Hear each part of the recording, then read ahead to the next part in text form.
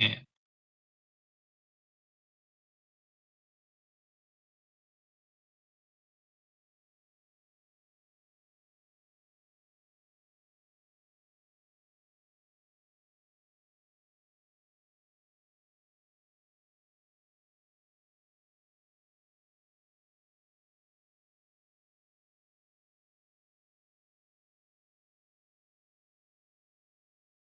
Yeah, I'm doing good, mate. I mean, pretty cool to be here, to be fair.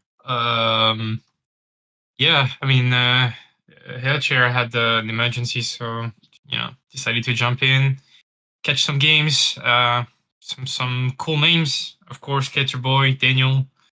Like people I've known for quite a long time. So yeah, pretty excited for that one.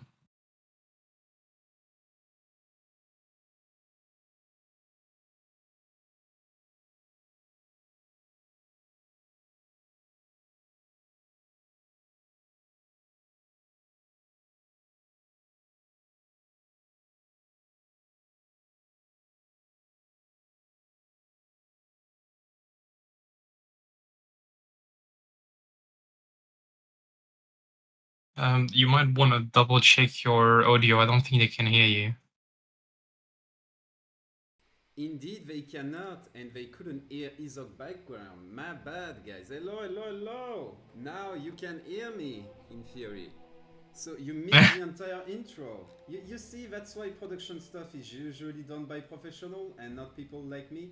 But hey, that's how it is. That's how it is. So as I said, guys, Gigs is gonna jump in, because Jaeger, I think he's caught into something like a car or stuff. Maybe it's busy on the road or something. So yeah, there you go. And the game launched, if I'm correct, it's a USA mirror. The map is gonna be Balkan Mountains. I hope you are ready, Gigs, for that one. I am currently jumping into the game, just gonna make sure it starts well, and we are gonna go dive right in because we are already a bit late on the card. Are you ready to jump in, Yeah, Gigs? let's go right into it. USA Mirror to start things up. I mean, pretty expected, honestly. USA is just such a good pick on that map. Indeed, indeed, indeed. Let's go, ladies and gentlemen. We jump right in with the game screen. And go, go, go. Hello, hello, hello, ladies and gentlemen. We are starting this series, Keturboy versus Daniel. We are starting on Balkan Mountains. This is an USA mirror. On the north side, we have Keturboy in the blue, playing as USA. And on the south side, we have a sturdy table. It's our boy, it's Daniel, that is playing in the red as USA as well. Both of them starting with a TP. And Gigs, what do you expect from USA on a map like this?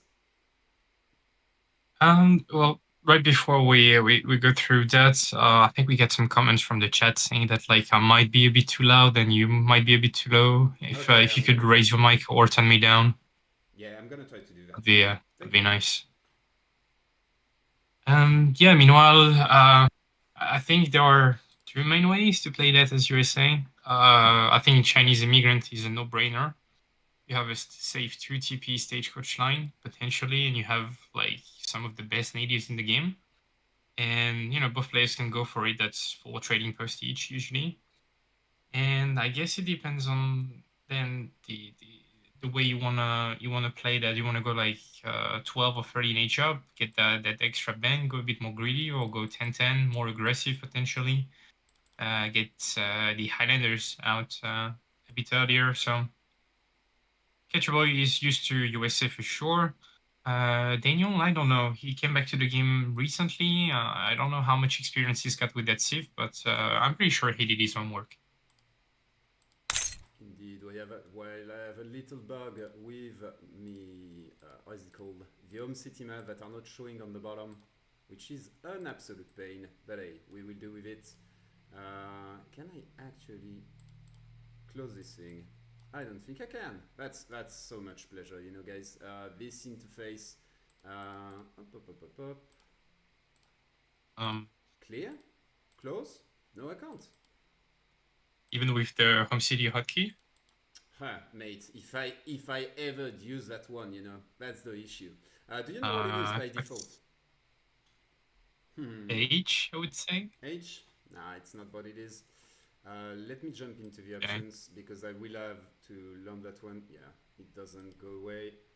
Just give me a sec, guys. I'm just gonna put pause really quick and look at this one because if I have this bug again, it's gonna be an issue. It should be in general rights. Home CD, home CD, home CD. Which one it is? Find home city. Went past it. Where? It's in the middle of the general game. General game hotkey. Yeah. So go back to general game hotkeys and in the middle, find home city. I don't see it. 3 tiles above. In the middle of the list. Mate, I don't Yeah, see you're right it. on it. It's in front of you. Seriously? In the middle of the list. Mate. Yeah, just below find town center. Just below find town center. That's find home city. Yeah, find home city. Okay, let me just Yeah, there you something. Okay, it should be. Oh, fuck. I swear, mate. Did it work? No, that's not what it is. Or my UI didn't work. You know, that's why I hate this type of stuff. So we said Maybe let's restart the game. home city. Oh, I'm not gonna restart the game right now. Let me tell you. Save key bindings. I think that's what was missing. So, and now we don't have the bug anymore. Hey, at least it's working. Let's go, guys. Sorry for that. I have to say, as I said, first time actually doing the production stuff, and it's not my cup of tea. Yeah, I didn't save the changes at first. That's what you do when you are under pressure. We can see we have the saloon deck that is coming. So as you said, Chinese immigrant into likely the Irish guys. Yes, they are here. No H4 card actually. So Keturboy not looking to go very far in this game. Oh no, it's Daniel actually not looking to go into H4 in this game. Keturboy on his side, we can see the two heavies right there, but still a very H2, H3 focused deck.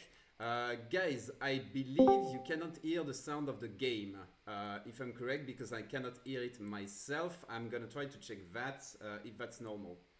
I will let you take over. Yeah, I think you could even turn yourself up a little bit more. In the meantime. Okay. I'm gonna check that. Thank you. Okay, so Keturboy went for the 2 native TPs on Daniel's side of the map. Interesting. So he really wants to deny them from Daniel. Probably has native play in mind. I'm assuming he should have something like native treaty in his deck as well. But yeah, I mean, he took the 2 from Daniel, but Daniel should be able to steal at least 1 from Keturboy. And we have Advanced Saloon 1010 from the blue player. So yeah, he's gonna chop 200 wood, I believe, and then drop a saloon with that. He's even got a 45 wood treasure to help him, so that's even better. And he will get extra pop space as well from the Advanced Saloon. And Daniel, in the meantime, not quite sure what he's up to. Did he go for a 1010 himself, or did he go for something greedier?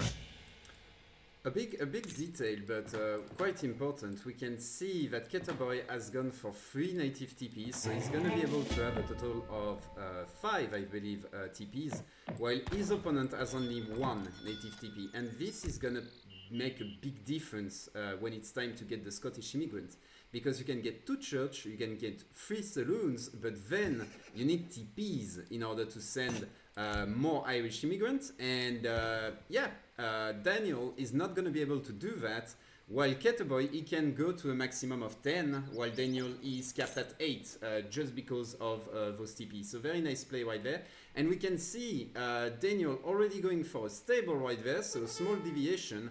On his side, stable as well on the side of Keturboy, but we can see that he also has a saloon, which is the case as well for Daniel right there. So quite similar build For now, they are both gonna go into the Hussar deviation, which is a little bit slower, but allows you to have access to cav. Yeah, can we check which one of the natives Keturboy does have twice? Because I think it makes a big difference. This is the Magyar one. This is the Magyar one as well. So it's gonna be Okay, yeah. House of Asberg that is gonna have twice. Which has Right, so those mounted infantry are quite formidable. They are basically mounted skirmisher, which is quite good. yeah, I think the unit is not exactly what he wants from it, but I think it's related to the big button. Because if you get 2 times the same native and you've got 2 times the TPs, then your big button recharges, well, twice as fast. So ideally, when you do that build, I think you want the Fanar one, because you get 8 Musk from the big button, rather than 1 Magyar Hussar. I think it's a bit stronger, but then you'll stall one of these TPs, so Keturboy will have to deal with it. And we can see the Arkansas card is gonna come. It's gonna enable a meeting house and 2 more saloon right there. He's not gonna go for the TP, which is quite surprising to me. But why not? Why not? We're gonna see if the next card is gonna be the Irish immigrant or if he's gonna go for more grid. I believe he hasn't sent... Oh, he did send the meeting house. So usually it's gonna be the Scottish immigrant now. It's not gonna be a full Scottish immigrant, I believe. Yeah, it's gonna be capped at 9 because instead of at last TP, he went for a stable right there. So it's gonna be only 9. On the side of Daniel, we can see Scottish immigrant as well coming up, which is gonna be capped at 8 because of the TP situation, as we said earlier. Yep. And already, Magyar are being called. Oh, okay, yeah, so you went for the very early big button. Could you please raise your mic once again? Sorry to bother you, but it seems like the chat still can't hear you properly. I saw something like apparently it's fine. A bit of an hard time hearing Kenoki. Okay, I'm gonna try to set that up a little bit better. While we can see a push coming into study table Daniel base right there, the Magyars are tanking like crazy. And the Minuteman, despite having less damage against those villagers, that's gonna be a quite effective raid at just idling the economy right there of Daniel. Yeah, batch of 3 Huster and the Minutemen are already half HP. But yeah, that's some good idle time. Highland is popping now from Daniel, so he's going to be fine for the time being. But I'm assuming Keturboy's own Highlanders are going to be popping anytime soon now. And as you were mentioning, he's training mounted infantry as well. Indeed, the famous mountain infantry, they should do fine versus those Highlanders because they counter basically heavy infantry at range, which is quite interesting. Game sound is higher than my voice. Oh, okay. I'm gonna diminish the game sound. In theory, my voice is a lot higher. You tell me, guys, if it's better, and I'm gonna get the sound of the game a little bit lower. Sorry, guys, for the production stuff. But I had to say it's not easy to do both at once. So we can see here some pressure going onto that trading post. We can see the army of Keturboy is assembling right there. We have all those islanders, and I believe he is waiting to have more mounted infantry right there. Also, native treaty is gonna come here from likely that position. We can see right here, he's sending the Minutemen as well. And here it is, another mass, another Magyar Hussar, some line infantry and stuff. And here the commit right there on the infantry mass of Daniel. Daniel has to get it really well to get out of this, but yeah, I think it's just too much stuff from Keturboy. More Hussars, but I'm not doing that much. If anything, they should be put on the... They should be fighting the mounted infantry. I know it sounds counterintuitive, but mounted infantry are just not goons at all. They are anti-infantry and they die to cav in melee. And we can see here the one more islander, more native, more everything basically, and Daniel is gonna be in a terrific spot right there. I don't know if he's gonna be able to recover from that. That Magyar Hussar tanked for like absolute ages. And yeah, that's still 7 islanders ready to go and sieging your base basically. If a villager goes out of that TC, he's instantly dead, which is a little bit of an issue right there. But yeah. Yeah, he's Uh, suggesting in the chat that House was the wrong choice, and I kind of have to agree there. Maybe some outflows from these saloons would have been a little bit better, but yeah, Keturboy is getting so much XP in the back of it. His composition is extremely good. He's got 700 with follow-up, so he could stagecoach with that. He could even get the Seminoles next.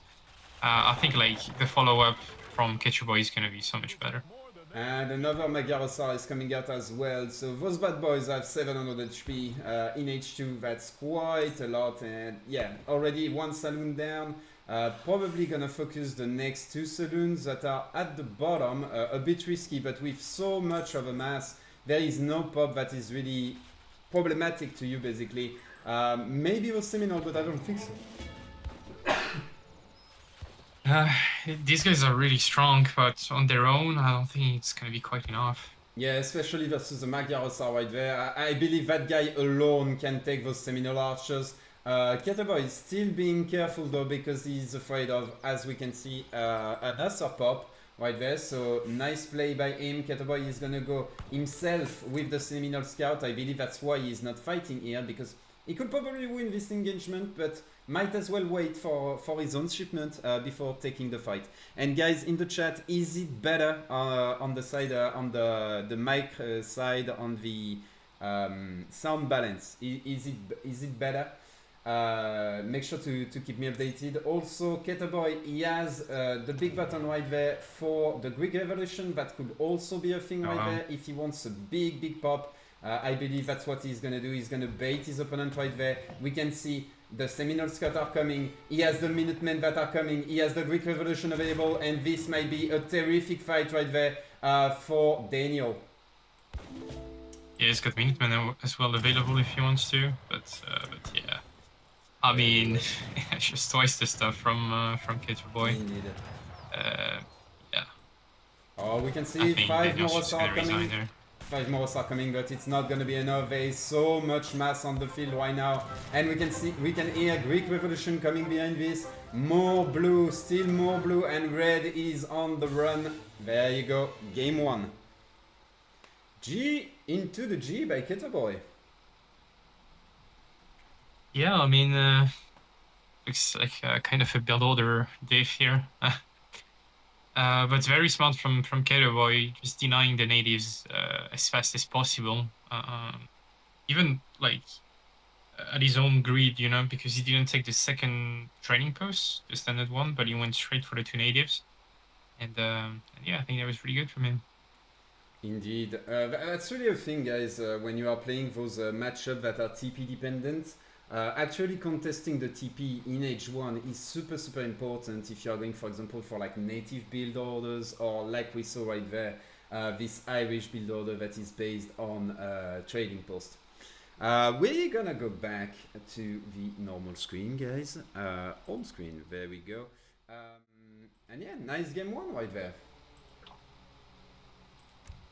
Yeah, I mean, short one, I guess, because it was like a little bit above 10 minutes, but yeah, I mean, with these kind of build orders, which are very timing oriented, either it works or it doesn't. So yeah, the game kind of ends at that point. I lowered my mic for like 20% now, so let me know in the chat if that's a bit better. We'll see. I also raised mine to basically full on OBS, which was not the default setting.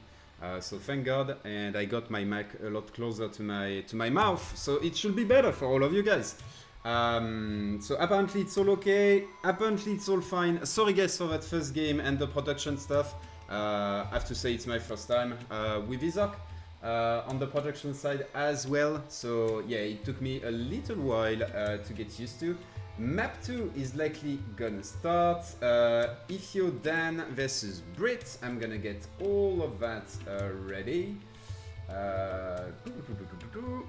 So, Keturboy, what do you think about that matchup? So basically Daniel going Ethiopia and Keturboy going Brit. I'm not exactly Ethiopia specialist, but from all the games have seen between these two series, they all have been quite close, and some of the top players tend to say that it's Ethiopia favored, but it looks harder to play as Ethiopia, in my opinion. Then again, if Dan pick them, then he's probably got something in mind. Indeed, I saw Desert. I saw the previous series and it was quite crazy. I think the ESOC background is absolutely blasting my ears and your ears, guys. So I'm gonna get it down a little bit if you don't mind. And I think it should be better. Yeah, I was gonna say in the previous series, really Ethiopia was pretty crazy against Brits and won quite convincingly. Maito got absolutely demolished by Ethiopia. So yeah, we're gonna have to see. Maito was maybe a bit rusty, which could be also a thing. But yeah, we'll see. We'll see how it goes. Yeah, it's a good map for Ethiopia for sure. Indeed. You get the cows, you have a fast hero, so you can pick more than your opponent usually. And Brits only has one scout as well, so yeah, little livestock buff.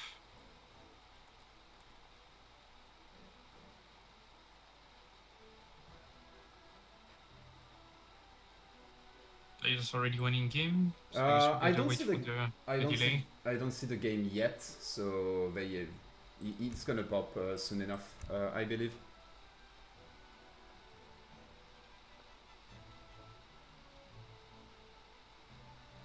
Oh, apparently Daniel hasn't been playing in a while, but why not? Yeah, we're gonna see how it's gonna go. Usually Ethiopia, what they want to do on that map is go for the big Sebastopol mortar. Obviously, against Brit, we saw quite of a kind of a crazy timing last series, and there you go. The game is on. We are gonna join, and it's really vastly gonna depend on Ethiopia. Can they go fast enough?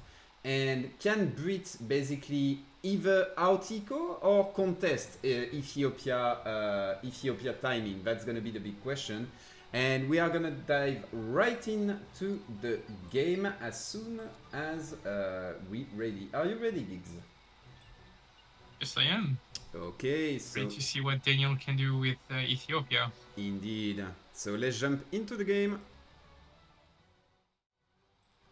And hello, ladies, gentlemen, creatures of the sea, everything else, if you are something else. We are on the map. I forgot the name of the map. It is Painted Desert. On the north side, we have a sturdy table, Daniel playing as Ethiopia, and on the south side, we have Keturboy playing as the Brit, already putting down his first mana, while our boy on the north is going for a granary. Daniel going for a granary right there. So we were discussing about that matchup, which is honestly a very unknown matchup overall, still being discovered, I will say. While I heard, yeah, we just got a follow, quite an unheard matchup in my opinion, an unknown, sorry, matchup. Yeah, I think so too. I mean, we tend to see that sometimes on the ladder, but in tournament usually people stick to civilization like Dutch, for example, on this map. India is a more common pick. India as well. Thing is, I feel like Brits do well versus these two civs, so perhaps people have to adapt a bit more into things like Aztecs or Ethiopia, like Daniel is gonna try to do here. Yeah, I have no idea how well he can play with that civ, so yeah, we'll have to figure out what he wants to do with them. I know like that civ can get a lot of muskets. I mean the Gascania, the musketeer type unit of the freaking civ. And can reach a huge timing in H2. They have strong semi-FF as well. They have a good FF. So yeah, I'm not sure who's got the initiative. Is Ethiopia dictating the pace and Brits react, or is Brits capable of dropping an FB mid-map and Ethiopia has to do something about it? Not too sure about the dynamic. It depends on what you call dictating the pace, because if dictating the pace is about who is gonna have to put pressure, basically to me the idea is that Ethiopia is going for a game plan, which is FF into Sebastopol Mortar, and Brit has to do something about it. That's the thing. But to me, it's really Ethiopia that has the game plan and Brit that has to react to it. So in a way, Ethiopia is leading how the game is gonna go. If you see what I mean, they are the one forcing the end of the opponent. But at the same time, it's Brit that is gonna find an answer to that, and that is gonna go for maybe something more aggressive or not. Last game we saw a bit of a 50-50 approach, which didn't really work. But yeah, Brit can go either big mana boom or in the opposite, as you said, double reacts, mid map, booga booga, and try to fight Ethiopia in H2. Okay, yeah, okay, that makes a lot of sense. I don't think any of these cities really benefits from the natives. No, Get some dragoons from it, but I mean, if Ethiopia can, in a way, get some native stuff, but honestly, it is so mid and so unexplored. I don't think we are gonna see anything like this today. We can see here big wood transition right there in order to get probably more manas. Already a Vil is going on the side right there. We already have the 2 manas right here. Here we can see a market being dropped forward right there as well by Keturboy. So likely gonna see a mana boom. On the other side we have a sturdy table, Daniel, that is going slowly but surely. Wait, he's not edging up. Not yet. It's quite slow. Yeah, he needs to cancel a villager and go up. What are the deck looking like? We can see on the side of English something very conventional. We have Pioneer right there on the side of Keturboy, and on the side of Daniel we this is Keturboy, and on the side of Daniel we can see here quite an H2 focused deck as well, H2 H3 at least. We are likely gonna see this card right there, Facilitate Castle, in order to secure his H3 transition, and I have the bug again, which I don't know how to solve. If someone has an idea on how to solve that bug, I am more than welcoming that idea. There you go, I have the shortcut, guys, we're good. It was N. So there you go.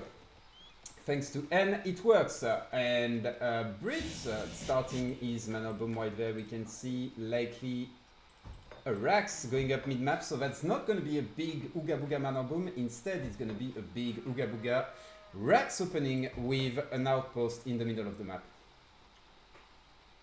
Yeah, it's not the most aggressive thing Brits can do, but I like what he's doing with his mana so far.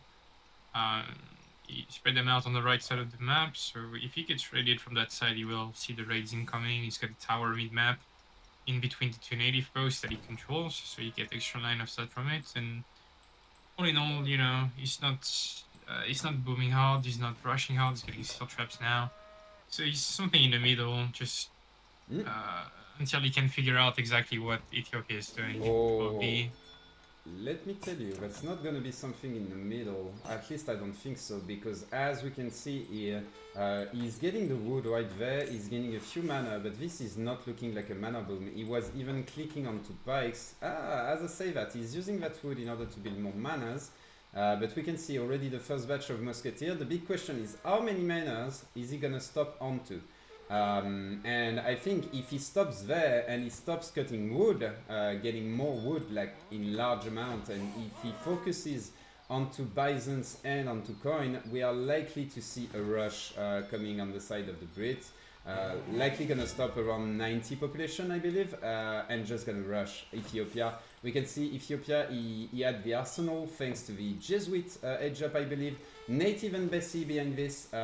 What is he sending in order to have all of that? POV. That's Jesuit influence right there. And then the castle. That's a little bit greedy, and they are already masked into his base.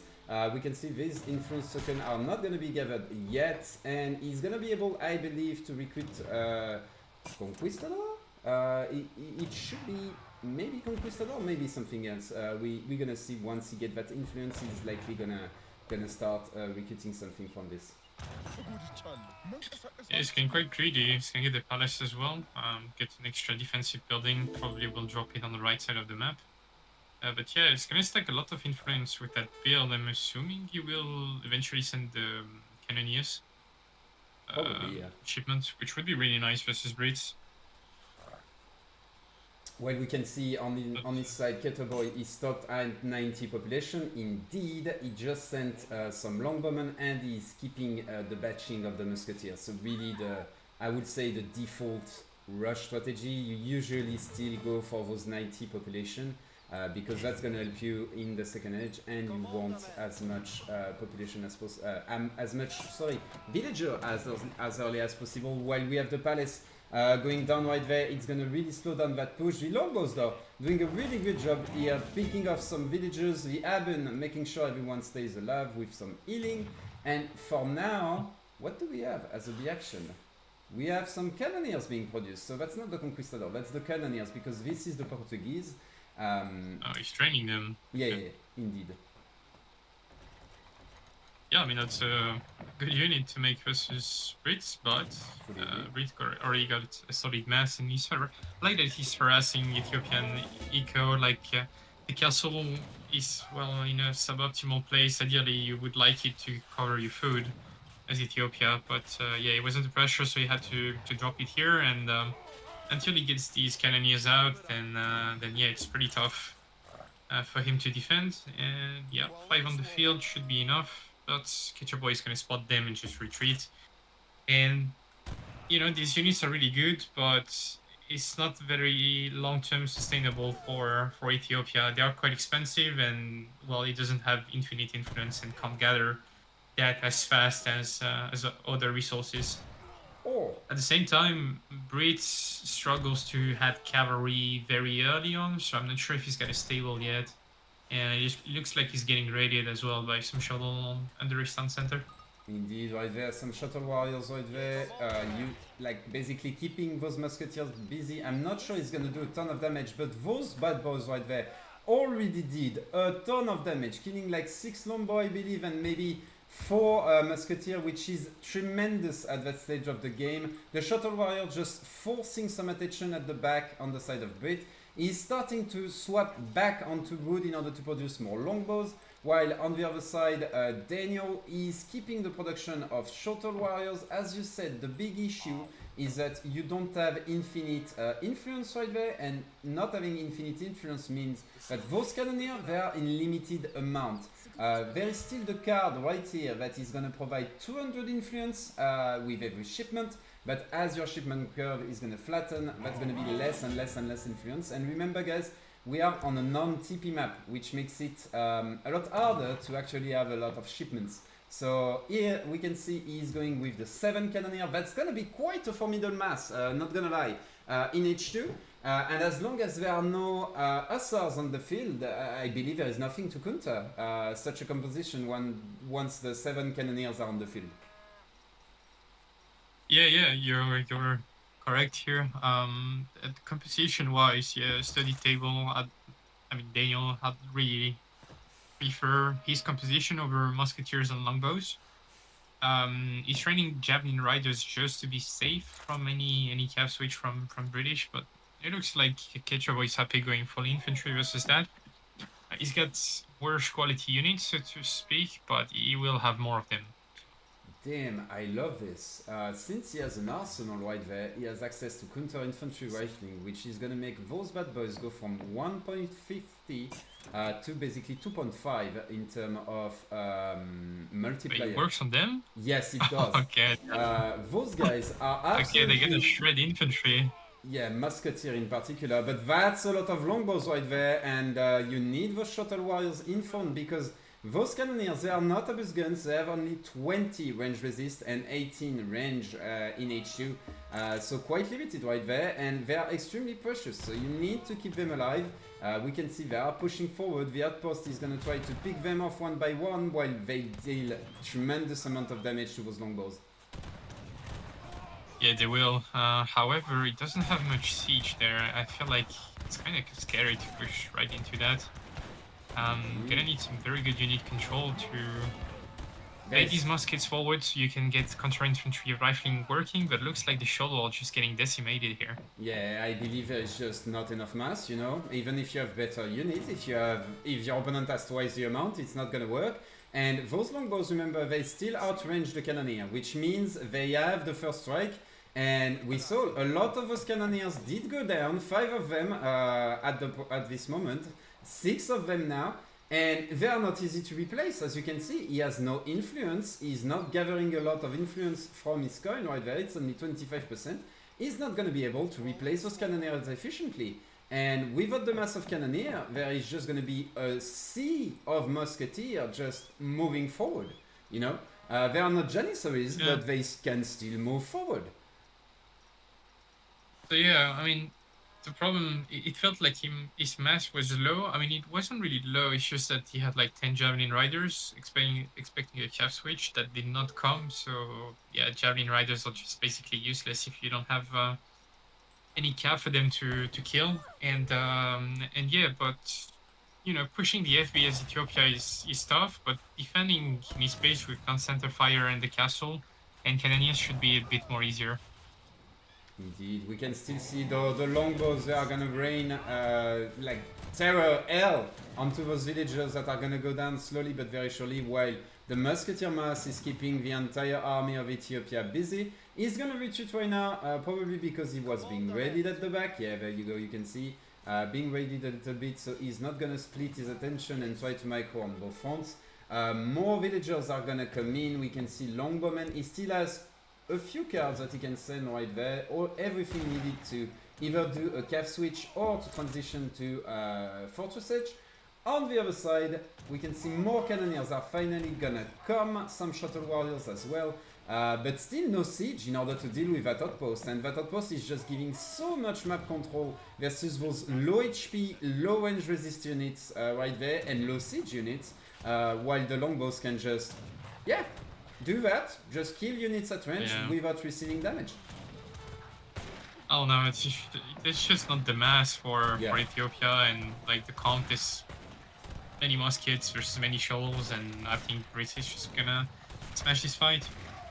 Yeah, twice the eco, twice the unit right there, and we can see Ethiopia is going for a little bit of a last resort kind of push, but it's just not gonna work. There is just too much blue right there. The red coats are in blue today, but it doesn't change anything. He just swarms his opponent right there.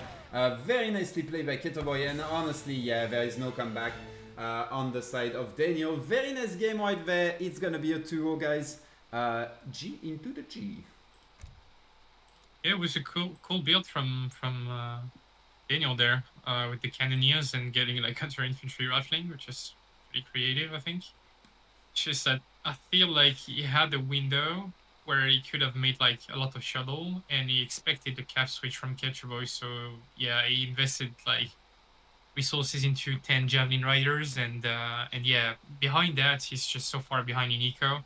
Yeah. And yeah, he can't replace these cannoneers, so he had to make that push work, and well, unfortunately for him, it didn't.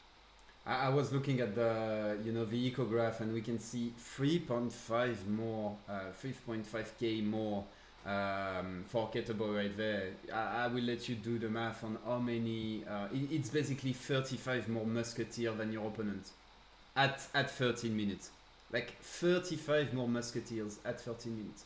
It's absolutely insane. The difference in mass right there, just because of eco. And I believe if we go into the military count, military unit pop, yeah, we can see Keturboy just constantly being 20 ahead basically. So yeah. I mean, his units are cheaper if you consider like cannoneers cost influence. Indeed. Indeed. But yeah. Gonna swap back to the home screen, gonna do the production stuff. What is gonna be the next matchup? Did the player already decide, Gigs? Let's have a look what they agreed on. Yeah, game 3 should be an Ottoman mirror. Ottoman mirror, interesting. On Baja California. Yeah, very good map for Ottoman, to be fair. You have access to double pound, basically, which is always good. So player 1 victory, player 2 defeat right there, and you said it's an Ottoman mirror, right? Right. Yeah, that's what we Player agreed score on. 2. Boom. And auto mirror. Man, you know, An interesting. doing the production Take. stuff gives me even more appreciation for like all of those guys and people in the chat. I don't know how many you are right now.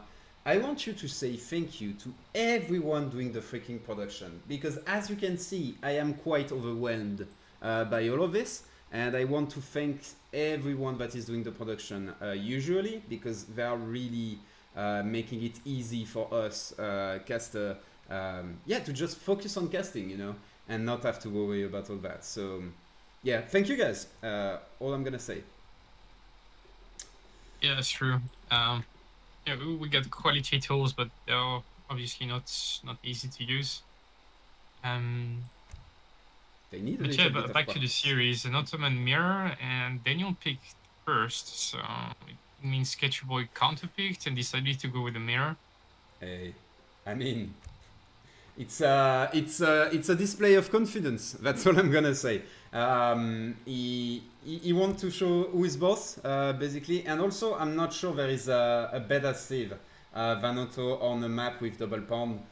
We saw last series that there was Otto versus Portuguese, and Portuguese did quite well. But the big thing is Otto hasn't gone for a full water boom, which is usually what you see on a map like Baja California. And that's going to be interesting to see if one of the two players deviates from that or if both of them open, for example, with double dock and just go for big, fat water boom and stuff. That's going to be interesting right there to see that.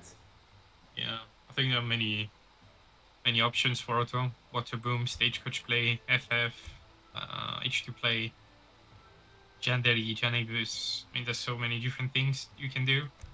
I think obviously every build has a straight counter, but yeah, we'll see. Oh, I didn't. So they asked for ready, but we didn't say ready. Oh. So there you go. That was on us. I was waiting for them, but they were waiting for me. There you go. That's what I said about all the production stuff. Once again, thanks to everyone doing it on a daily basis. Guys, I hope all the sound is completely fixed by now. Yeah. I hope you are enjoying the show. I don't know how many are we on the cast right now? Almost 300 people. That's cool. That's cool. And guys, don't go anywhere because after this Keturboy versus Daniel, we have honestly the match of the night, which is gonna be Julian, if I'm not mistaken, versus Frontline, which is basically a semi-final almost. So that's gonna be a very interesting game right there. And I cannot wait for that second series. While let's see if the player dived into the game. Loading right there. Still, we will still have to wait a little bit. But yeah. Ottoman. That's true. I mean, slot 1 for both teams after that. Frontline versus JulianK. They should be really nice games for sure. I see some questions. It's not going to be best of 9 or anything. Right now, we are in play all 5, which means any series is gonna go to 5 games, and I believe there is a scoring because this is not a tournament, guys. I believe it is a championship, which means that even if you win a game or two into a series, I believe this counts in terms of points or in terms of scoring. So it's gonna be a play all 5 in any case. So we still have 7 more games to go tonight, guys. So yeah, okay, they are ready to go. And we are gonna jump right in. Gigs, do you want to do the intro? I mean, sure. Ladies and gentlemen, welcome back for this game number 3 between Keturboy and Daniel. Wait for the game to launch. No, I thought you already did it. So my bad. No. I get a little bit of delay on Twitch. Yeah. It's loading right now. And tac. It's loading. Give me 10 seconds. Up. And we are jumping into the game right now. Alright, welcome back guys to this game number 3 between Keturboy and Daniel, named a study table in game. And we get an Ottoman mirror on Baja California. Daniel had the first pick here and went for a very solid pick, and you know, Keturboy either had no obvious counter or decided to go for simply a mirror, as he probably feels a bit more confident after his previous 2 games that he dominated. I think it's fair to say. And we can see both players, they have a deck ready on both sides. Oh, wait. No, they're both going bottom TP. Already picked. Schooners right there, ready to be sent on the side of Keturboy, while on the side of Daniel, we still don't have a deck. So Keturboy, you might go into 3 villages and then you go into Schooners. That's usually how you open up. We can see very nice play here by Keturboy. He's getting the TP first, which means that his opponent Daniel right there is gonna have to walk for the bad TP. The one that doesn't give you the first pass, because that's why you go for the bottom one right there. Actually, it does. You want that first pass right there. You see? The middle one is the first pass, guaranteed. Is it? Damn. Yeah. So Daniel going for the bottom one, well, he could have tried to secure the middle one, but basically Keturboy went for it faster. So very nice play right here by Keturboy. He's gonna have the first pass and not his opponent. We can see first card, indeed, 3 villager on the side of Keturboy. We don't have a card yet because he hasn't got the pass from the TP, so you can see how impactful it is right there. He's gonna select his deck. Is it gonna be a water deck? We'll get the shipments. Yeah. We don't. As soon as you build the TP. No schooner on the side of Daniel, which is a massive difference to what Keturboy is going for. So are we gonna see a one-sided fishing boom? Basically, that's gonna be the big question right there. Or are both players just gonna play land? I really don't know how the matchup actually plays out. If you can actually grid for water, or if you have to go on land in the mirror match. I'm really unsure on that. If we have some auto specialists, I would love to have an opinion. I'm sure we get plenty of those in chat. We hate them, but right now, guys, it's your time to shine as we need them. For once in your entire life, we want you around. You know, usually we hate you. Apparently, that's how it is around here. But hey, depend how greed. Garja is saying. Okay, yeah, I believe you cannot go for like 4 dogs, but is one or two good? I don't know. Put prediction up. Guys, I'm not gonna do that on top. You want me to have an off attack or what?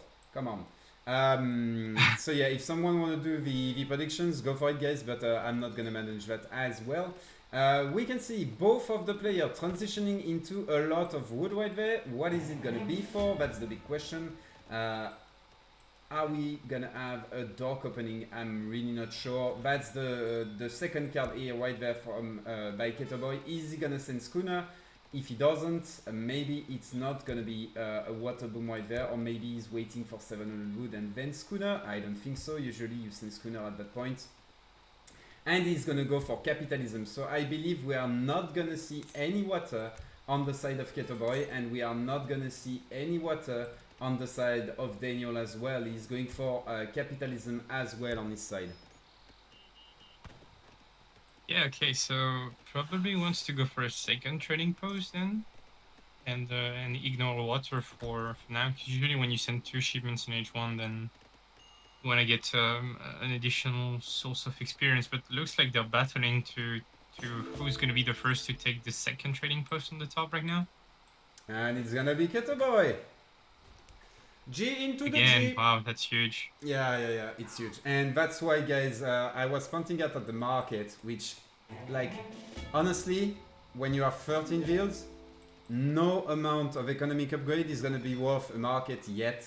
And that delay means that Keturboy is gonna have access to that TP right there, while Daniel is not. Sure, he's gonna lose an Explorer for it, but it's completely worth it. And anyway, in this matchup in particular, Explorer are not very useful because you have that thing right there, the mobber that is going to be immediately produced by Keturboy. Is it going to be produced by Daniel? That's the big question right here. We can see he doesn't have the resources for it and he's not going for it. So likely no mobber on the side of Daniel.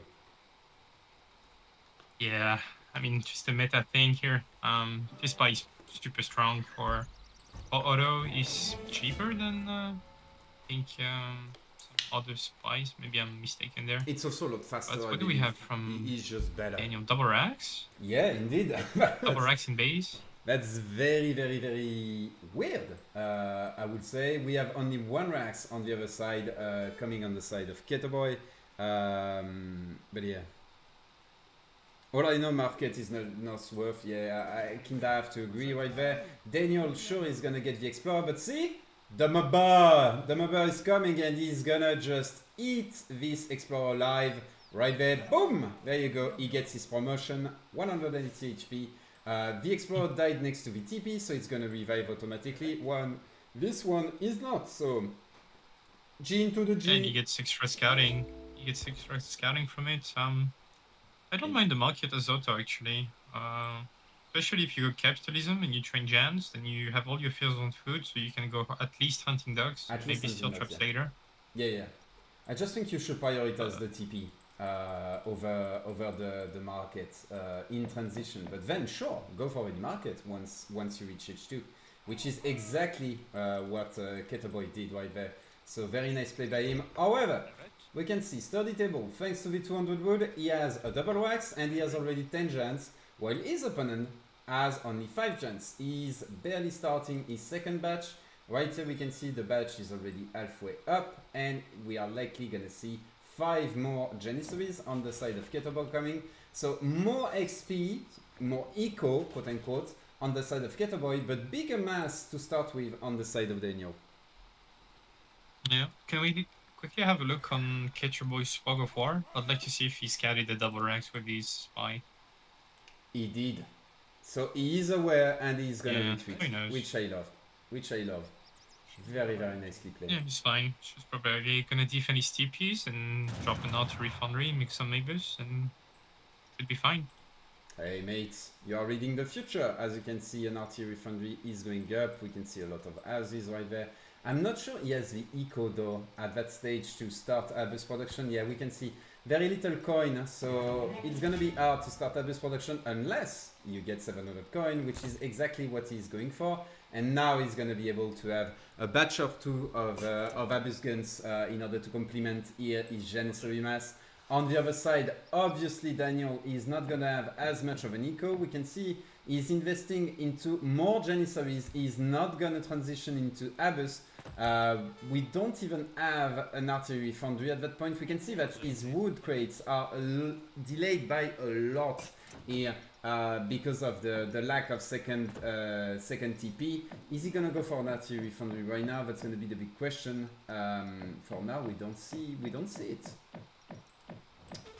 Probably has to. I think he has to. Yeah. Also, like the difference between building the middle TP and the bottom TP is you can see it right now. Like Daniel has more Jans, but he can't siege the bottom TP and defend his own TP in the middle at the same time.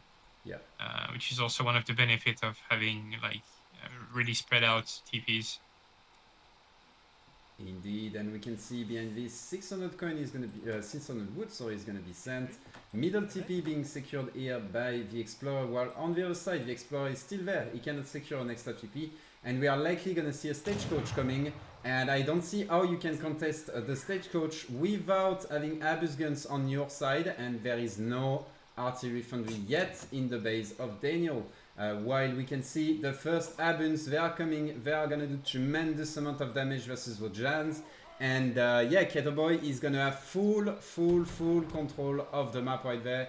First Janissaries to go down, and there is absolutely nothing to counter this as long as we don't see either Cav or Abus guns on the side of Daniel.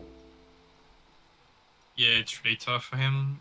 We have to keep in mind that, like, meanwhile, oh look, he's looking for a Daniel matchup. did not have information of what Keturboy was doing until he saw the Evers, while Keturboy, the opposite, he had the members seeing everything. But Exactly. yeah, I think he has to job, but if he does, he's just gonna lose so many things, like probably both his ranks, markets, a few houses as well. Indeed. While on the other side, as we said earlier, we can see there is another TP that is being secured, and very likely. Let me click. Yeah, Stagecoach is coming right there. Yeah. So he has a better army, he has a better eco, a soon to be way better eco, and for now there is absolutely nothing on the side of Daniel that can counter this composition. But Daniel, we can see he's edging up. He needs to protect that tracks in order to get the Janissary veterancy. I am not sure he's gonna be able to. That's the big problem of putting the racks in front of your base. I think he was thinking with double racks, he was assuming he was gonna win H2, which is like, I mean, the logical thing. But right now he's losing, and if that racks go down, he's not gonna have the veterancy, which is gonna be such a shame. He's edging slow. He is edging slow, yeah, for sure. He's edging slow. With the scouts for the dailies, no market, which means no easy access to gold as well. The racks is gonna fall. No veterancy for you, my sir. Sure, one Abus is gonna go down for it, but I think it's perfectly worth it.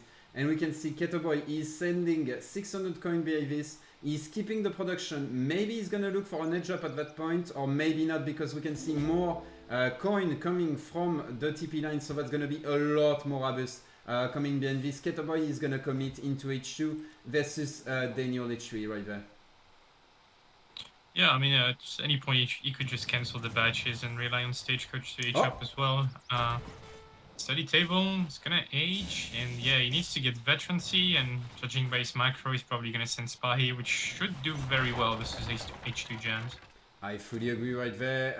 As someone pointed out in the chat, he can win. This game is far from finished because can win with Spahi, yeah. CPAs are a thing. The big issue though is that he needs to win that fight, because otherwise, look, he has no food anymore into the base. So he's gonna have to go to this, or he's gonna have to go to this. And if he doesn't win that next fight, there is no way he can reach those resources safely.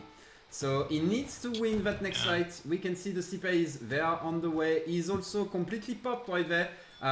He cannot build more Yorux. Has Keturboy done the same mistake? Keturboy edging? No. Yeah, Keturboy is edging me at this.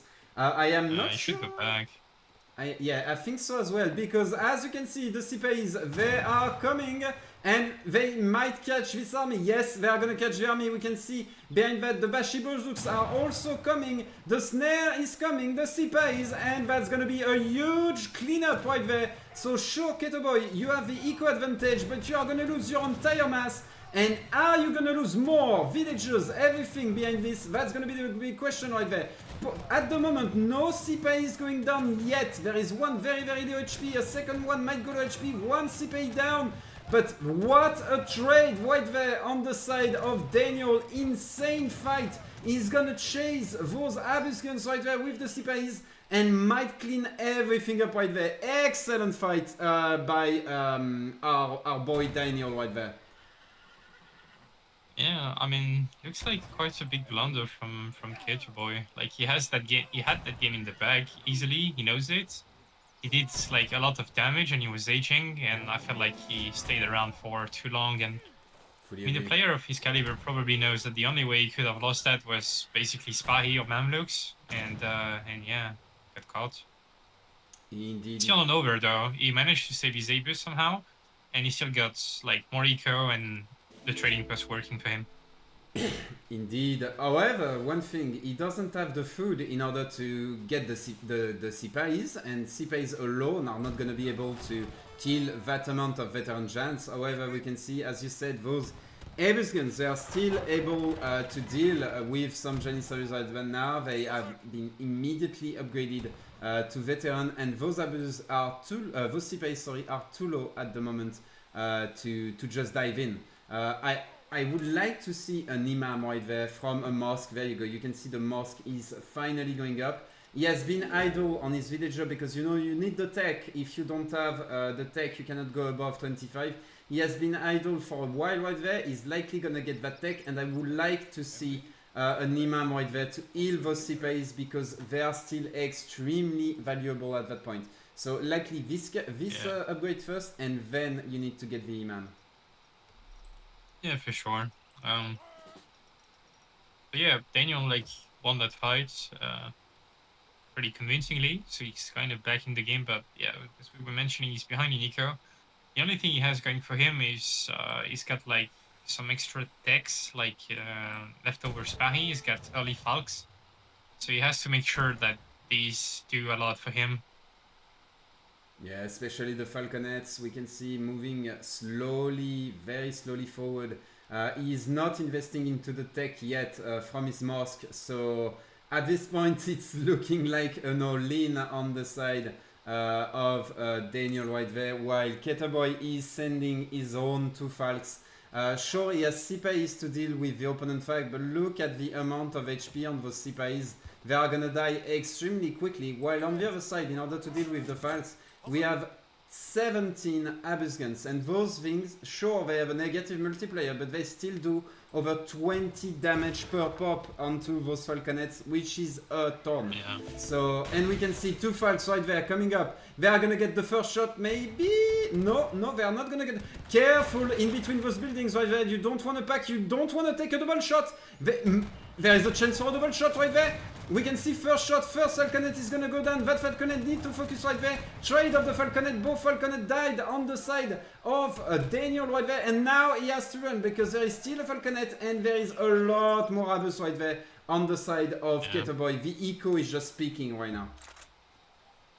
Yeah, for sure. I mean, he's just straight up unkillable at this point.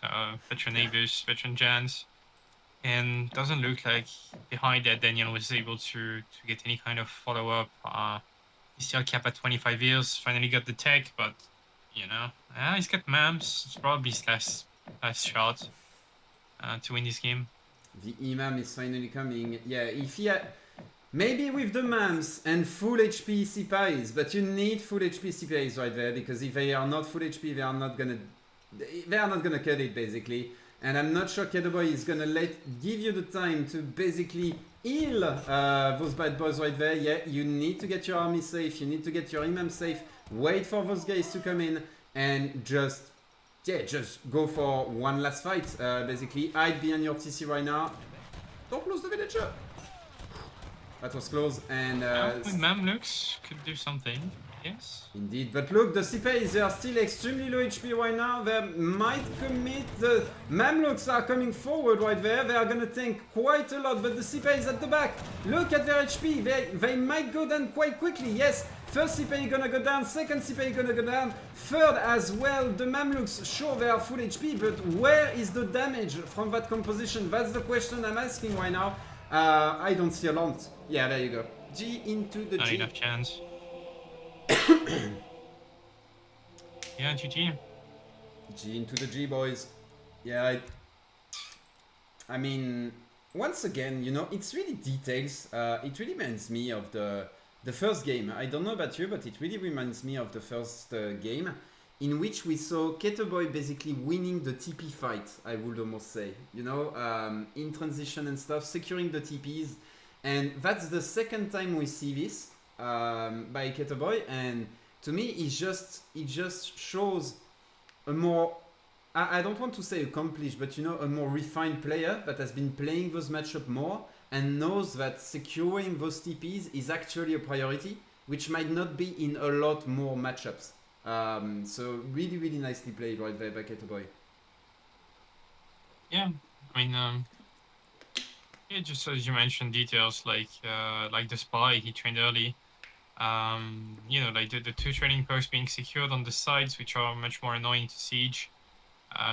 You know, the H2 play, being able to, you know, scout the double racks quite early so you can have your own foundry, gets basically the comp advantage. Get stagecoach behind that, you know, a bit of a blunder with the Sipahi, but he managed to get away with like 10-ish Abus, and I think that was all he needed to, you know, not completely throw the game. Indeed. While we already have the save for the game 4, so game 4 it is gonna be France versus Spain. So let's get ready, ladies and gents. Where is France in this entire thing? Let me see, French right here, while we have Spain on the other side, Spanish. There you go, and I'm gonna look for the game. What do you think about that matchup, mate? France versus Spain. I think this is really close, actually. I think France has the tools to deal with like the annoying Spanish comp. It's just that like it's a bit harder to control your stuff as France. Yeah, I have to agree. Overall, but I think like the saves are equally matched. What's the map again? Lithuania. Yeah, which is a good map for both cities, actually. Indeed, perhaps we'll see some natives from Keturboy. Exactly, I was gonna say it's a very good native map. It's also a very good TP line map. So it's not very good for like stagecoach, but you can secure 2 TPs quite easily on that map, which is really good. For example, for Spain, if they want a lot of XP early on. So quite an interesting map right there. Gonna see how Spain is gonna match. Is gonna match against France right there. Usually, like I don't know how the FF from Spain really compare to France semi. I am not sure you can just FF2 Falks against France, but maybe I'm mistaken. I really don't know the matchup very well once again. Yeah, we're gonna have to see. While we have a follow once again, thank you guys, and $10 being offered to our boy Joshua right there and the ESOC community. Thank you, Mist, for the $10 dollar dues. But yeah, still looking for the game. Hasn't popped on my screen, so. It should start any second There now. you go. We have it. Yeah, I don't know if Spain can just FF in a way. You know what I mean? They are gonna FF obviously, but I don't think France is gonna let that slide. You know, you can still go into a musket semi and cause a lot of trouble on the side of Spain. I wonder if that's what we are gonna see. The game is currently launching. There we go. Getting ready. Okay. And let's dive right into it. Ladies and gentlemen, here we go for the 4th game right there of that series between Daniel in the south playing as Spain, and in the north side we have Keturboy in the blue playing as France. The map is Lithuania with those beautiful natives. It's gonna be Oldenburg. I believe Oldenburg is the one with the hot air balloon, which is absolutely busted, by the way. And we have House of Jagelion on the other side for that excellent, juicy double tech basically on the edge up that have already been researched. So very good card right there. And the Shock Rider, really impressive unit going into the late game. Both players gonna start with a TP. And yeah, I cannot wait to see how Spain is gonna navigate the matchup, because usually, as I said, I'm expecting, for example, a musketeer semi on the side of France, or maybe a calf semi. And how is Daniel gonna be able to survive the pressure while keeping his game plan moving forward? That's really my big question right there. Is he gonna be able to, and how is he gonna do that? So yeah, we're gonna see. Yeah, I think what you do as France depends on what Spain does, basically. I mean, yeah, the fast fortress is going to be the choice, like 80 to 90% of the time. Although people recently played some H2 Spain recently, so yeah, could be an option. But yeah, as France, if you see Spain going forward tower, I'm pretty confident that you should probably do a musketeer semi and siege it down. That's huge. If France gets yes. this, then they get a really solid 12-10. Guys, Ah! GG's in the chat! Keturboy with the steal! Ah! And he's killing the Wardog. GG's in the chat, guys. GG! There you go. Ay, ay, ay, ay, ay! Ah, that's gonna be a tough one. That's gonna be a tough one for Daniel right there. Oh, damn. Yeah, that's rough. Can we Keturboy. look at France POV? He's probably already aging. There's a good chance, yeah. Keturboy is not already aging, but as you can see, it's super close. There you go. He's aging. French things, you know. We are quite fast on our feet. That's what I'm gonna say, and not only on feet. But hey, let's stop it right there. We got to keep it PG because somewhere in the world it is not late enough. That's the way to think about it. 35 wood. On top of that, he has all his HP on his Explorer, while Spain doesn't, you know. One of the strengths for Spain, having a better Explorer than your opponent. That's not going to be the case in this game, and so Spain is going to have to gather basically the treasures he can instead of the treasures he wants, which is a big difference when it comes to a game like this. He's still not edging right there. Huge swing from that treasure, really. Basically, almost a 30-second swing in favor of Keturboy right there. So absolutely huge to get that treasure. Yeah, for sure. Daniel's even aging 16 villager here. Yeah. Which is a feels bad man as Spain. He's like 2 wheels behind compared to France in terms of age of time. And yeah, okay, you went 3-wheel capitalism, I assume. Yeah. Yeah, exactly. France got a really standard deck. It's looking very standard. Still Panish Gold. He has the Marvelous Year. He has the 1000 core. Well, that's an H2 deck for sure. But that's an H2 deck, and we can see here Recon Twister and House of Trastamara. So we are gonna see some H2 right there on the side of Spain, while on the side of France, we can see a lot of crates. So he's ready to play in H2 as well. We don't have a lot of H4 card, which is something we have seen a lot more recently. The 4 CDBs are already on the way, which is insane.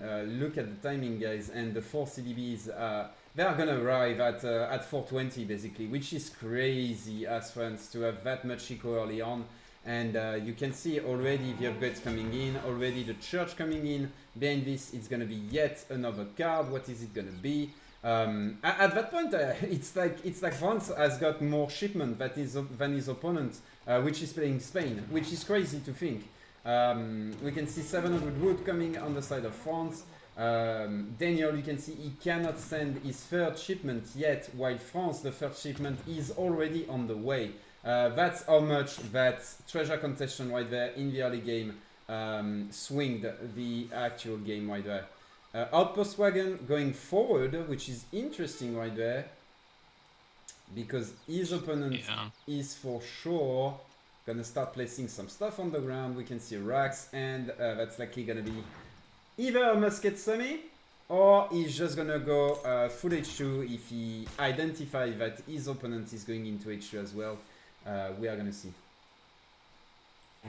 Yeah, Still getting I think you probably play full H2 France when you realize Spain is playing H2.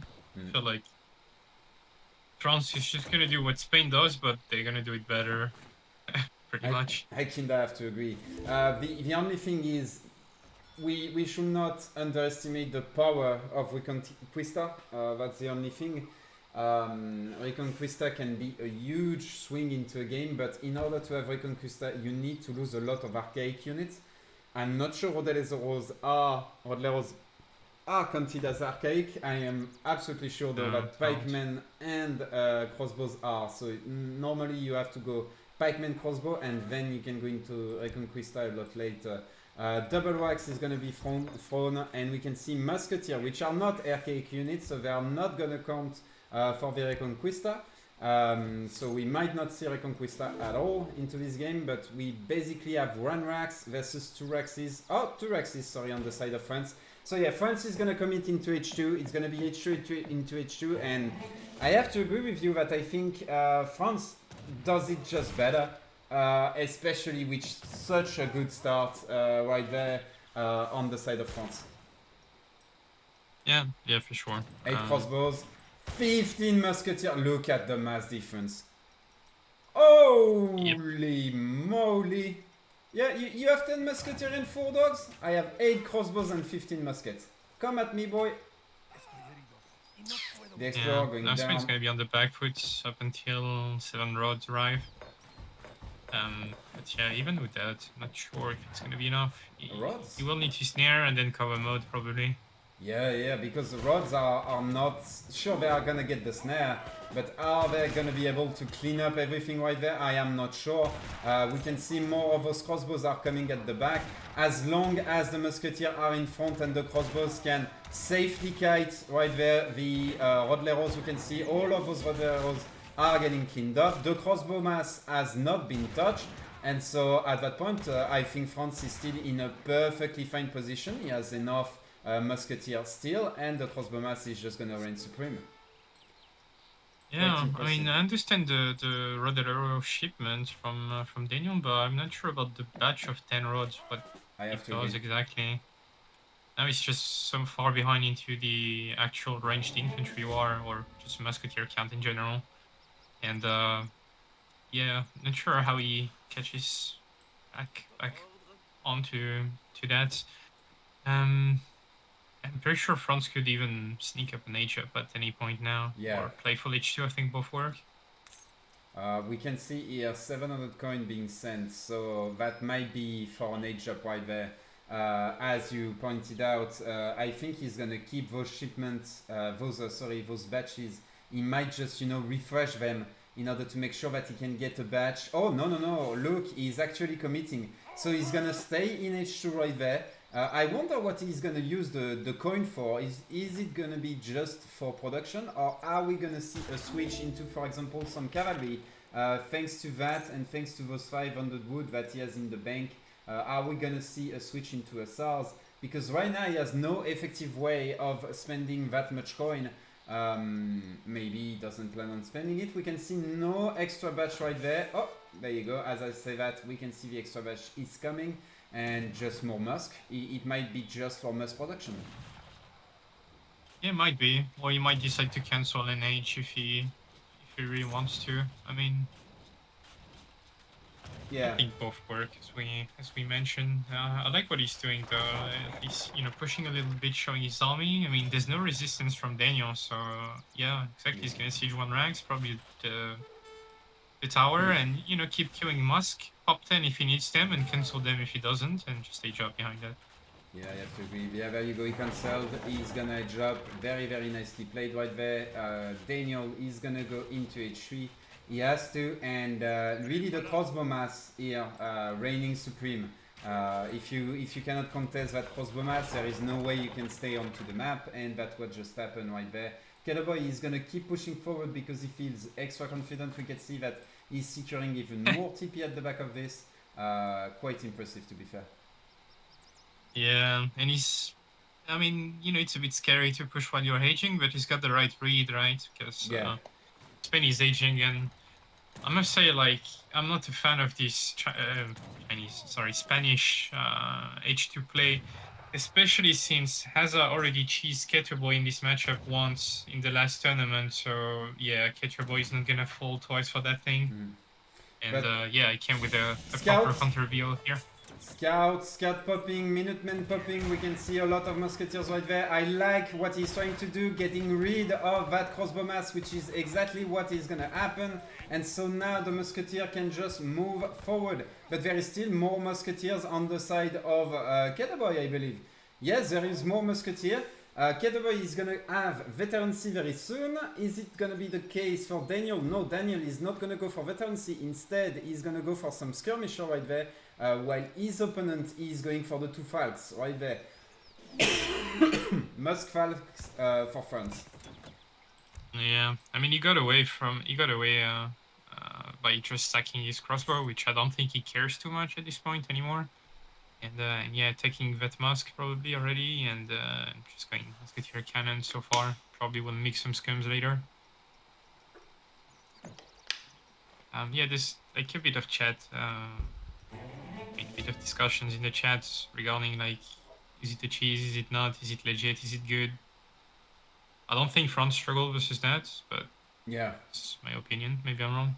I mean, France in general doesn't struggle versus a lot of things in this game, at French least. infantry attack. We struggle with Love it. ourselves, you know. That's the story of France. If we are talking real world, but when it comes to this game, yeah, France doesn't struggle versus a lot of things. At least, what I mean by this is you have answers to pretty much everything as long as you scout properly and you take the right decision. And that's why pro players love France, because like there are a few thieves that come to you, but really I have a hard time thinking of one, and to really say France has no answer in this matchup, you know, which is quite a perk for a thief in an RTS game. So yeah. Yeah, it's true. I mean, it's like French in a nutshell, right? It's like decent at everything, but not great at anything either. But like the ceiling raises with the player skill as well. Careful what you're saying, mate. We are great at some things. I'm not gonna dive further into that one. But as we can see, Keturboy is moving forward. He has a lot of scum, more scum than his opponent. He has double fact. He has 33 veteran musketeer right there. And I don't see a lot of answers right now on the side of Daniel. Maybe lances, maybe he's counting on a big lesser pop. Here we can see some villager being picked off. Sure. He just sent 1k wood, so it's gonna be a while before he can contest his cannons. Yeah. 1k wood for what? Are you gonna go 2TC in that situation? I don't know. I don't think so. He needed some wood for houses, but does that justify 1k wood? I'm not sure. And that's gonna be the 2 falcons. That's not gonna be a lancer shipment right there. It's gonna be 2 falcons. More houses coming up in the north.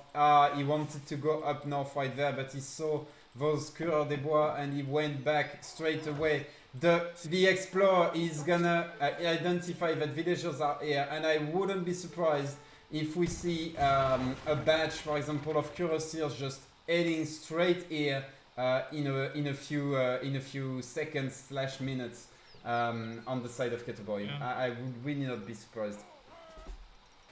Well, now he knows where like a lot of the Spanish eco is. He could just shift his pressure off to that location now that he did damage, you know.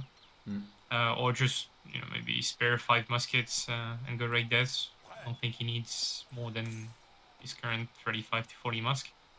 There you go. He's just gonna send 10, yeah. Indeed. But Daniel has to win the Falconet trade if he wants to get back into this game, I feel like. Oh! Fight here! We can see falconets on falconets. Oh! A falconet is gonna survive on the side of Keturboy thanks to very good micro right there. And 1 falconet still up. It's gonna clean this entire army. There is way too many musketeers right there.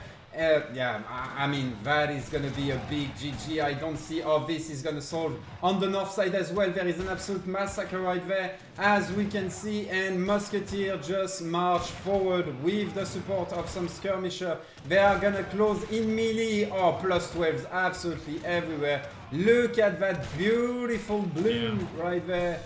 They have infantry attack as well, so both his skirms and muskets do more damage. And yeah, GG. Well, a really solid French display of Keturboy here. Look at the shipment curve. Just when your thief doesn't have an advantage, you know. Usually you are supposed to have more a shipment as Spain. Wasn't the case this game. That's absolutely insane. Seeing that. Yeah. And all resource gathered, once again, 3k advantage, 3.5k advantage. Like, I mean, yeah, that's 35 musk once again, and we are at 14 minutes 30. Like, there is nothing you can do at that point. Like, Keturboy is so dominant, it's absolutely insane. He is so good. Yeah, he punished every single mistake from Daniel here. Yeah. But again, like just like the previous game with Otto, bit scary, pushing while aging, and almost got punished. But yeah, he got away with his mass of muskets, and yeah, he was already so far ahead here. Yeah, about the pushing while aging thing, the big thing is he knew his opponent had no cavalry, at least not from anything else but the edge up. And so he deduced, wait, if my opponent doesn't have any stable, he cannot produce cav, so I can push him because if he wants to have cav, it's gonna be a slow edge up. And so I'm gonna be able to edge up faster than him because I'm gonna go, you know, for a fast edge up while my opponent is going for a slow edge up. So I can push. You know, it is so smart on the side of Keturboy to have that kind, you know, of line of thought mid game. Germany versus China, if I'm correct on the last game. Yeah, Germany versus China. So let me. Where is it? Where is it? Where is it? Germany. What do you think about this matchup, mate? Germany versus Chinese.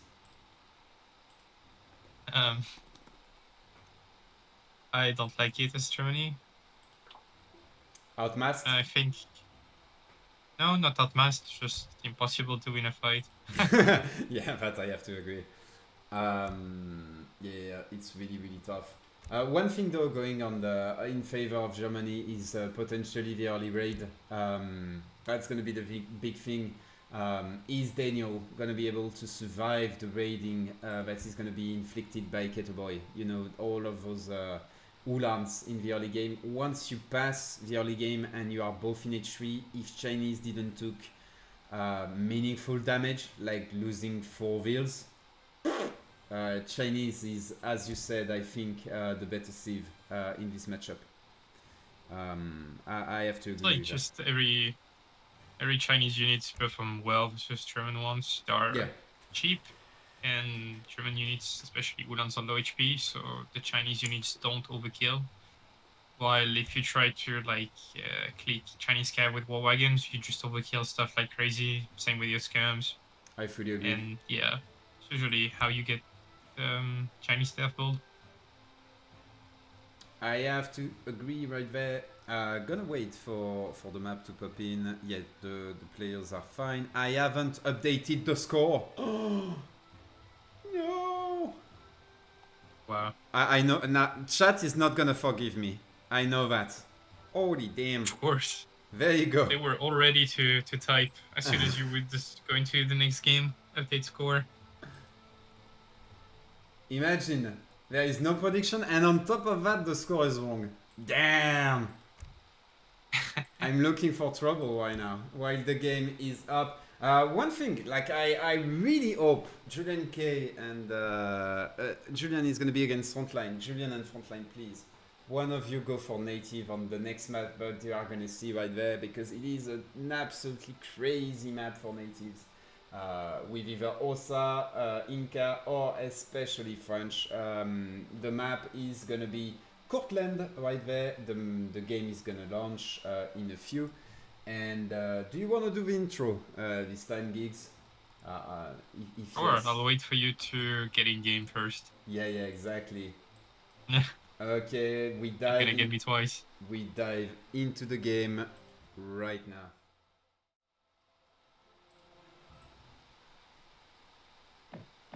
Alright, welcome back for game number 5, the last game of this play 05 between Keturboy and Daniel.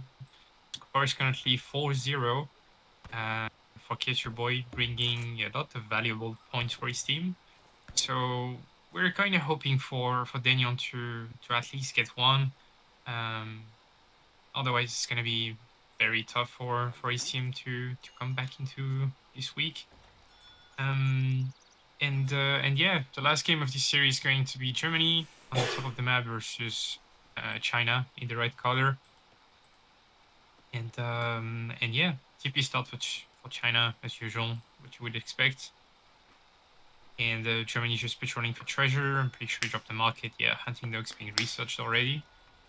And yeah, I mean, Daniel scouting around this training post with his disciple, looking for. Ideally, you want food treasure. If you can't, food treasure is also good, of course. And yeah, we'll have to see. I think Germany is the one dictating the pace, the tempo. Depends if we want to play some H2. Like could be cab opening, could be like even tower rush. You could be aggressive versus China. or not at all. Maybe play greedy, you know, like stagecoach FF, that kind of thing. And yeah, we'll have to see. 35 food right there on the side of Daniel, which is going to be good for the edge up. I just saw, guys, the caster command is not right on the stream, so if someone knows how to update that, please do. Same, I haven't updated the title of the stream because I don't think I have the rights to do that. So once again, if someone can update both the title and the caster command, that would be absolutely lovely, guys. And yeah, there you go. While Yeah, I we got have you. Don't worry. the decks, sturdy table, Daniel, we can see he's gonna go for T export. Who doesn't go for T export those days?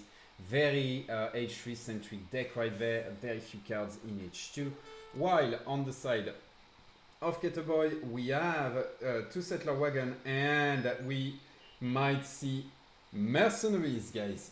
Because look at that, we have Palatine settlements being ready, triple mercenary card right there into H3, and on top of that we have mercenary, improved mercenaries right there. So we are likely gonna see some mercs plus Uhlans. I cannot wait to see how Keturboy is gonna play this.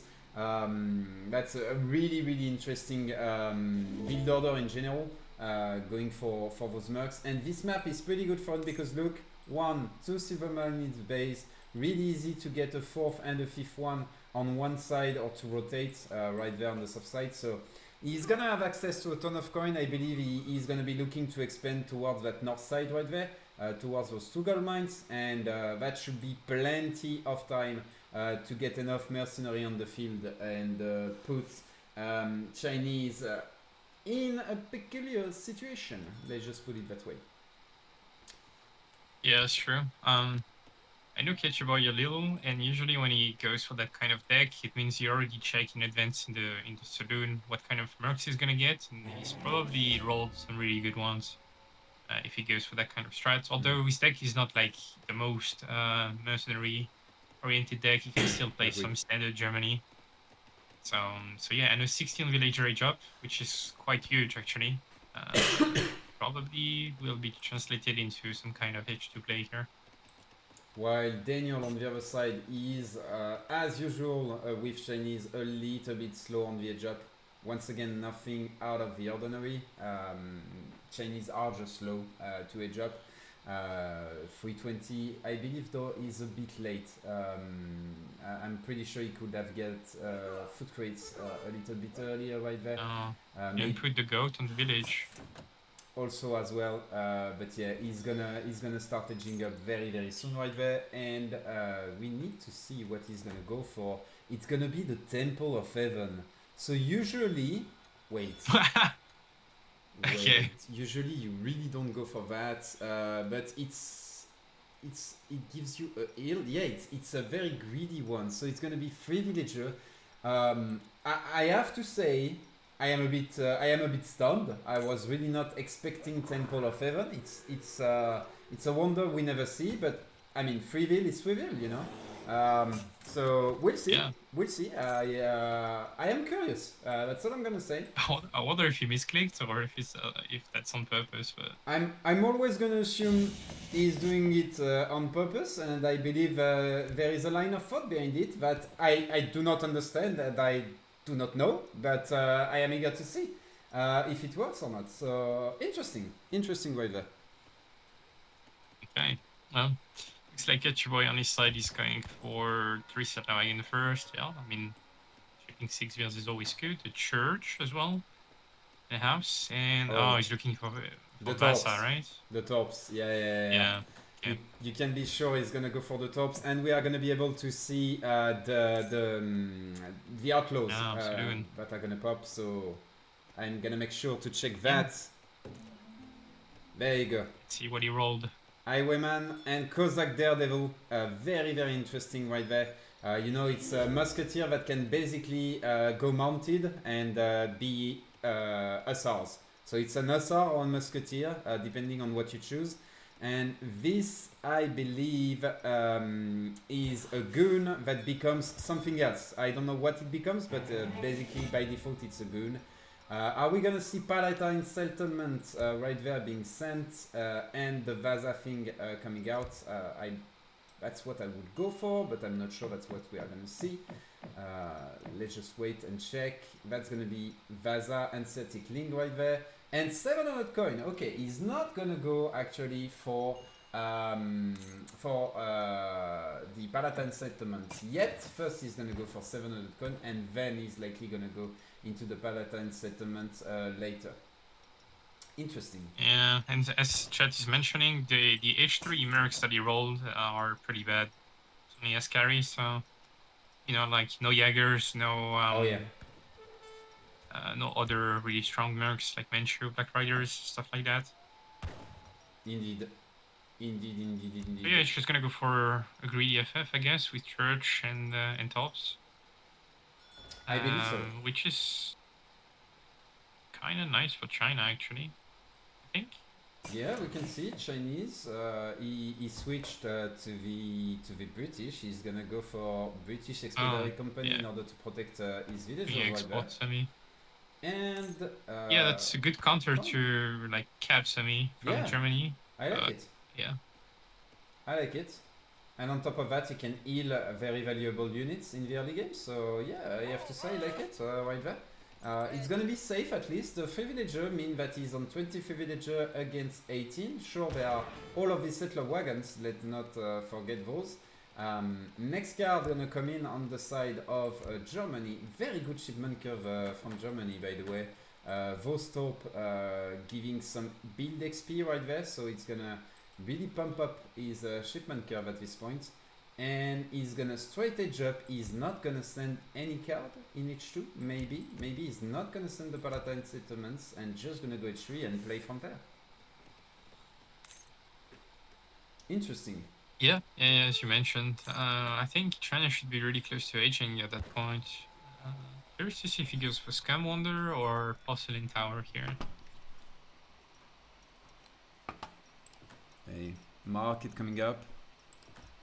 Right there, and he's edging Porcelain Tower. So it's really extremely greedy play, basically. We're gonna see if it works. That market is a little bit ambitious. Yeah. Really would have preferred a market right there in order to, you know, force Ulans when they come into the base to go basically into a little choke point. Right there, you are creating no choke point, which is really not what you want to do as China. You really want to create a choke point. So for example, put the market here and you create a choke point there, a choke point there, and a choke point there. You know, that's the kind of little details, but that makes a lot of difference when you are playing versus people like Keturboy, you know. When you're playing versus people like me, it doesn't change shit. But versus Keturboy, that's all of those little details that you have to take into consideration. And we can see here, we have the Askari that are gonna come up on the side. He rolled for the Askari, which is basically a very good musketeer, if I'm correct. That is an extremely good generalist. I believe they have more range than normal musketeer. We are gonna see that in a few. So when we said he doesn't have excellent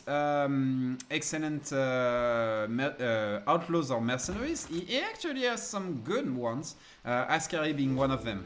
So let's just see how it's gonna go. Yeah, look at them. They're not bad. It's just that they're probably mercs that you'd rather have. Than these ones, but yeah.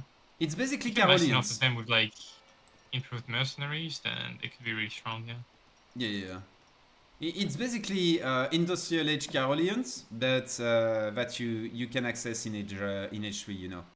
So nothing bad to say the least.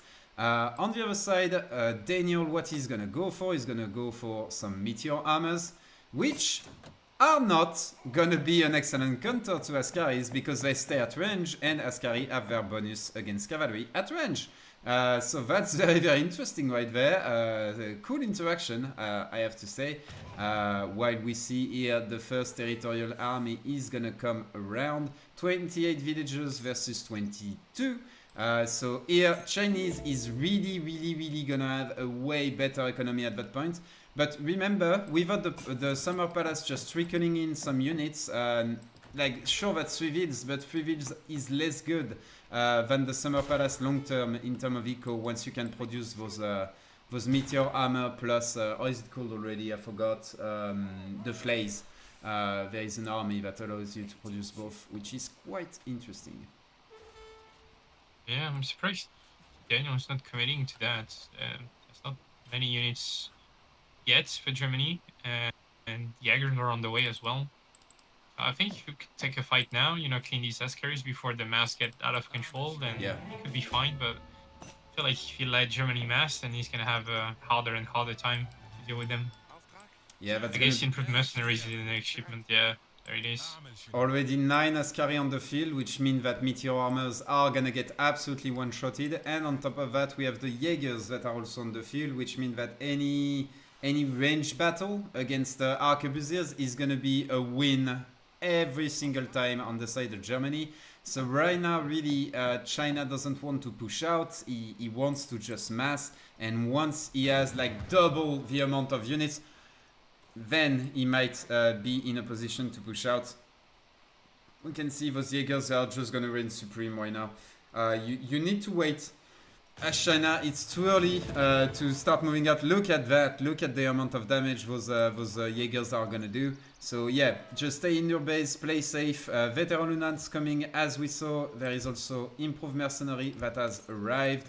On the side here, we can see some disciple being produced. I believe that's a bit too early to get the disciples. Arquebusiers coming behind. More villages, and you really don't want to take the fight now. I believe he wants to wait for the next shipment, maybe Shengdao Swordman, or maybe repealing volley.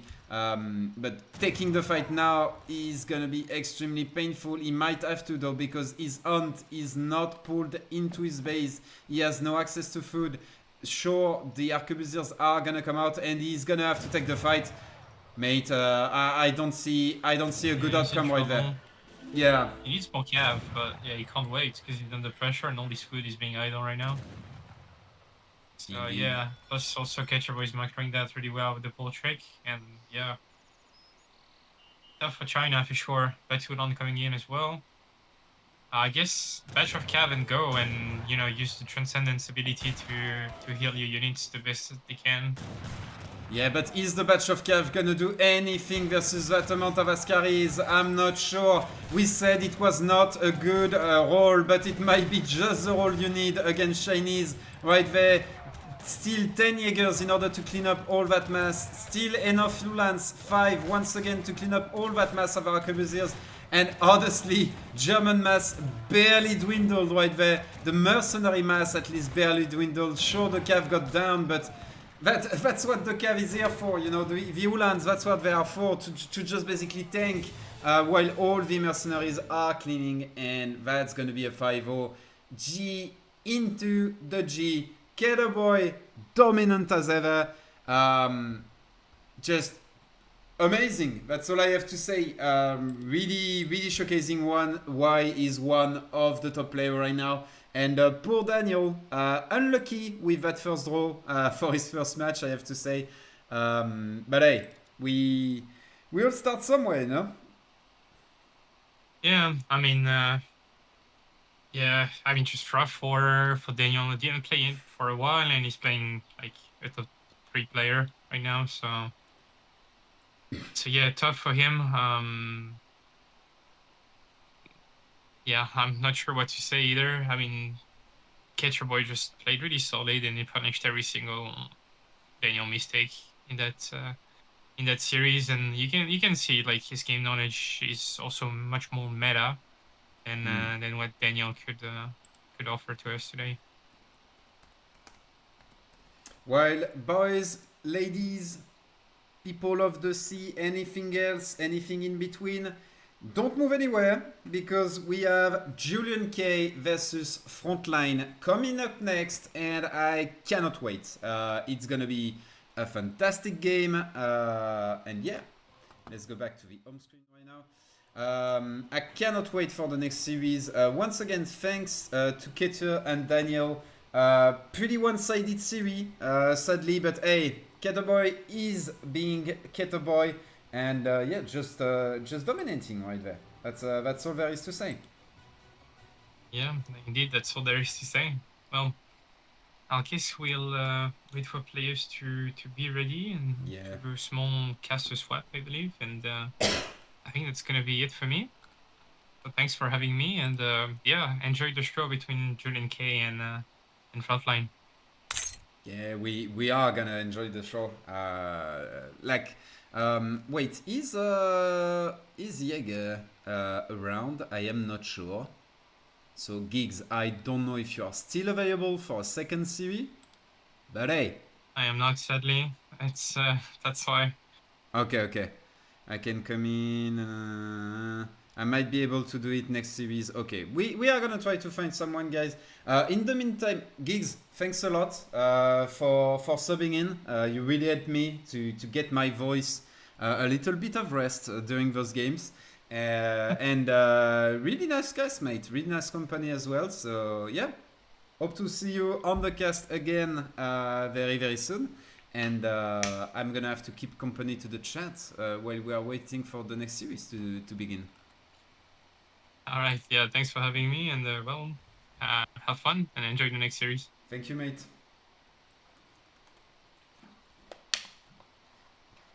Um, so, indeed, we have Frontline versus Julian. They are both ready. They are both picking the civs. It's gonna be Portuguese against Ottoman. So let me just redo this entire thing. I don't know if there is a button that allows me to, you know, just... You see, that's the kind of thing that you have to be an expert, and I am not, with the entire production thingy. So, guys, you're gonna have to give me a little bit of time right there. I'm gonna prepare the stream for the next series. There we go. Gonna uncheck everything. I am sure, I am absolutely sure. Wait, can I do that? Yes, I can do that. Oh, damn. Damn, that's beautiful. Score is gonna be 0-0. On the left side, we're gonna have our boy. He called himself GOAT, but it's JulianK. And on the other side, we will have Frontline. And so, our boy, the GOAT, as he called himself, is gonna play Portuguese on the first map. While on the other side, Frontline is gonna play as Ottoman. I'm slowly discovering the interface, guys. I have to say, it is so well done. So once again, look at this. Look at this. Is it not formidable? Oh, damn, that interface. There you go. So...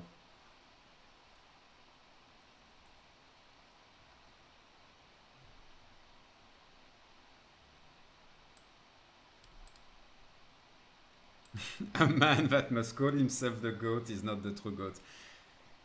I'm not gonna comment on that, but I have to say he is one of those that can pretend to be the GOAT, you know. He is part of those people. So hey, we're gonna allow it, you know.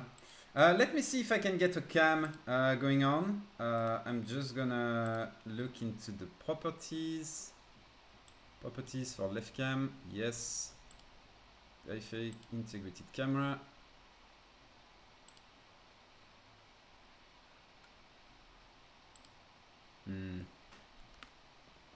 Doesn't seem to work right there.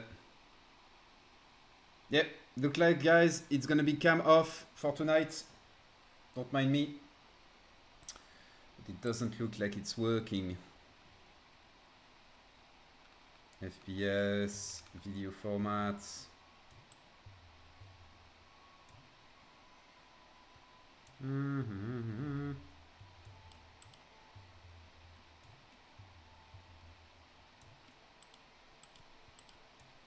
Yeah, doesn't work. So no camera for me tonight, guys. Simply doesn't work. And yeah, the players are getting ready. You hear game sound. I think what you hear is the music from ESOC, I believe.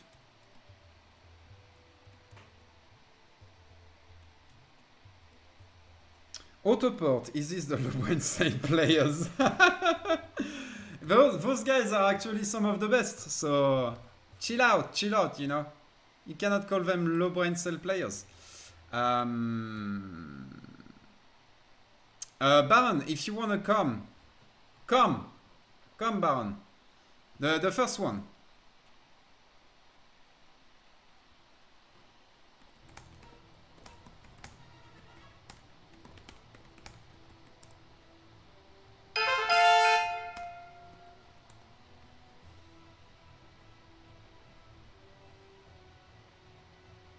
And while we have a raid, thank you, Adribird. Sorry, I was gonna say Abribird. Adribird, thank you for 40 viewers. Damn, boy! Thank you, the Adri boys and ladies. Thanks for joining. Waiting for a co-caster right there. JulianK, Arf, and Frontline, they're getting ready as well. And we are gonna be able to dive right in.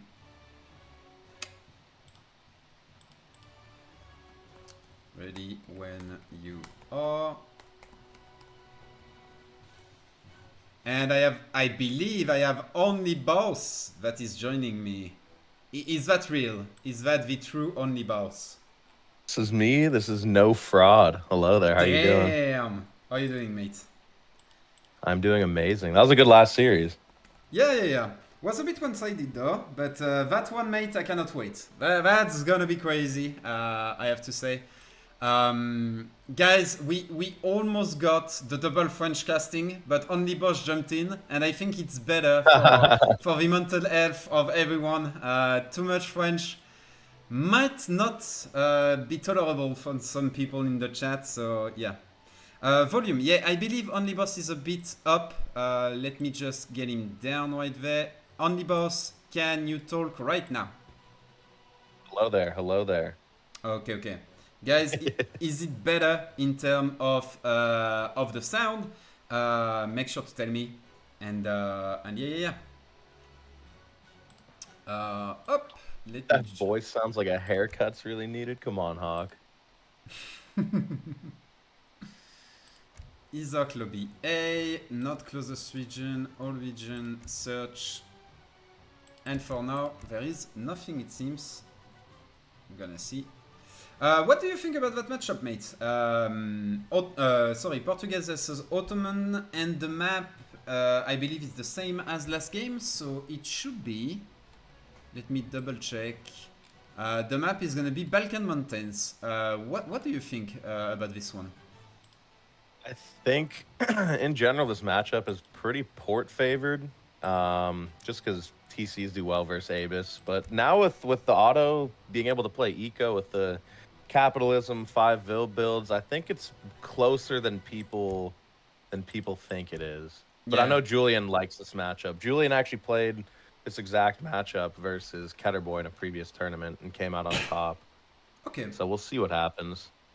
What I really find interesting about that matchup is, as you said, basically ports, they are gonna have that big eco spike going into H3, but it takes quite a while to get all those TCs actually paying off for themselves. You know, it's a lot of food that you have to invest early, and that's a timing window in which Ottoman can actually, in a way, out eco port in the very early game, in a way, for the first 12 minutes. And then you're gonna have port that is gonna out eco Ottoman, which is quite interesting. At least when it comes to producing unit and converting that eco into map presence, I would almost say. So yeah, cannot wait to see how it's gonna go for JulianK and Frontline right there.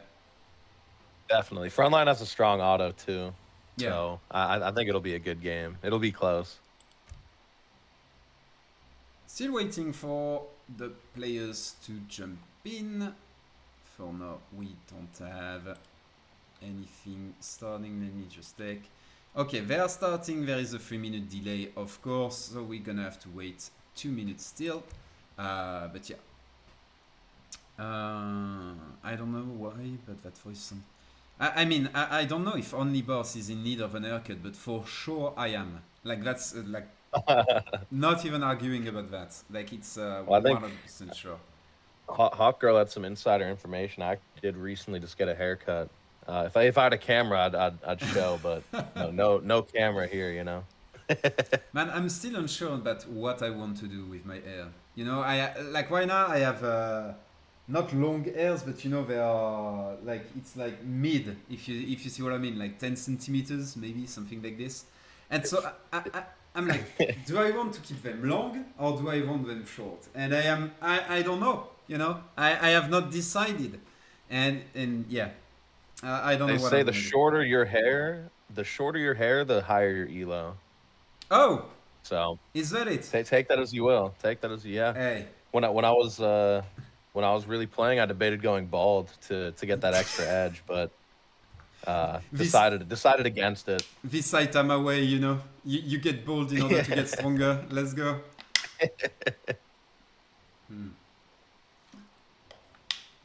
No. No, I mean, I have to say, I play an instrument, and having long hairs is quite a swag when you play an instrument as well. Yeah. You know, it's like damn. I don't know if it's very long, 10 centimeters, maxi beastie, but hey, I'm American. We don't use centimeters, or we do use centimeters, but we're not smart enough to know that unit of measurement. Give me inches. I'm there. I know a lot about 2 inches. I I believe 10 centimeters is longer than 2 inches, but yeah. Okay. 15 centimeters is standard length. Guys, are we still talking about air? I'm not sure. But hey, the map is getting ready, boys. Instead of deviating even more and transforming this into a curse series, we are gonna dive right in. As we said, it's gonna be Portuguese against Ottoman. The map is Balkan Mountains, which is a super interesting map. That rewards map control, by the way, which might be a big plus for Ottoman. Because if he can secure all of those towers in the middle of the map, he's gonna just have so many shipments. That could be something interesting, and we are gonna see if Frontline is gonna go for that. So let's dive right into the game. Let me just make sure everything is ready. Everything seems to be ready. Okay, let's dive right in. Beautiful. Are you streaming on Discord, by the way, or? No, I am not, but I can set up Okay. that just after the intro. Ladies and gentlemen, people of the sea, everything in between and everything else. Here we are, the last series of the day. Frontline versus JulianK. Frontline is gonna play in the red as our favorite, or not, Ottoman, and on the other side we are gonna have JulianK playing in the red as the Portuguese, once again one of our favorite or not civilization, starting with a market, by the way. So yeah, how do you feel about that matchup on this map in particular, my boy? This matchup is slightly port favor. I think Otto will be happy with the TP line in the back. Maybe he can take some of these mid towers as well. Could be kind of nice to get map control, get that trickle in. But I think the matchup's port favored. Port's probably going to camp in base. They have 2 safe TPs of their own, which kind of works in their favor against Ottoman. Yeah, matchup slightly port favored, but close. So we'll see what Frontline decides to go for. If he's going to be aggressive or some type of deli semi, straight FF. There's a lot of different variations. And judging by the deck, it looks like he's going to be opting for an H3 play. Indeed. And you have now the Discord stream if you want to watch directly on Discord. Guys, if you have any lag, any slowdown on the stream, please make sure to tell me, because I am not sure I can handle both. We're gonna try if my PC and especially my connection can handle both. Thanks to God. If not, we are gonna go back to not streaming on Discord. So yeah, as you said, very H3 focus deck right there on the side of Frontline. It's not gonna be the Ottoman fast industrial or anything. There is no church card, nothing of that sort on the side of Ottoman. On the side of JulianK, same. Very H3 centric deck. Is gonna go for Phaetos in the H1. Nothing crazy right here. Only thing we can see is there is no TP. It's not gonna be a 10-10. It's gonna be likely a 14-20 age up. So a more greedy approach usually when you go for that kind of build order, and also a safer one in case you are being rushed into H2, which I think is a very good move against Otto. By the way, Frontline is not going, that's very interesting.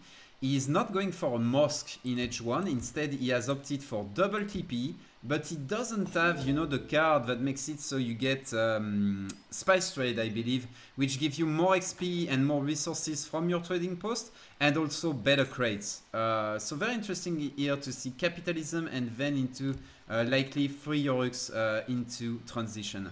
Very interesting build right there in order to edge up very, very fast. I really like it.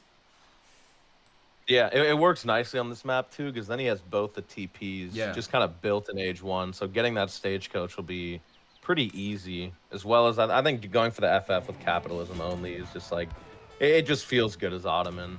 And what's he aging up with? Let's see. Also shipping Quartermaster. 3 vills.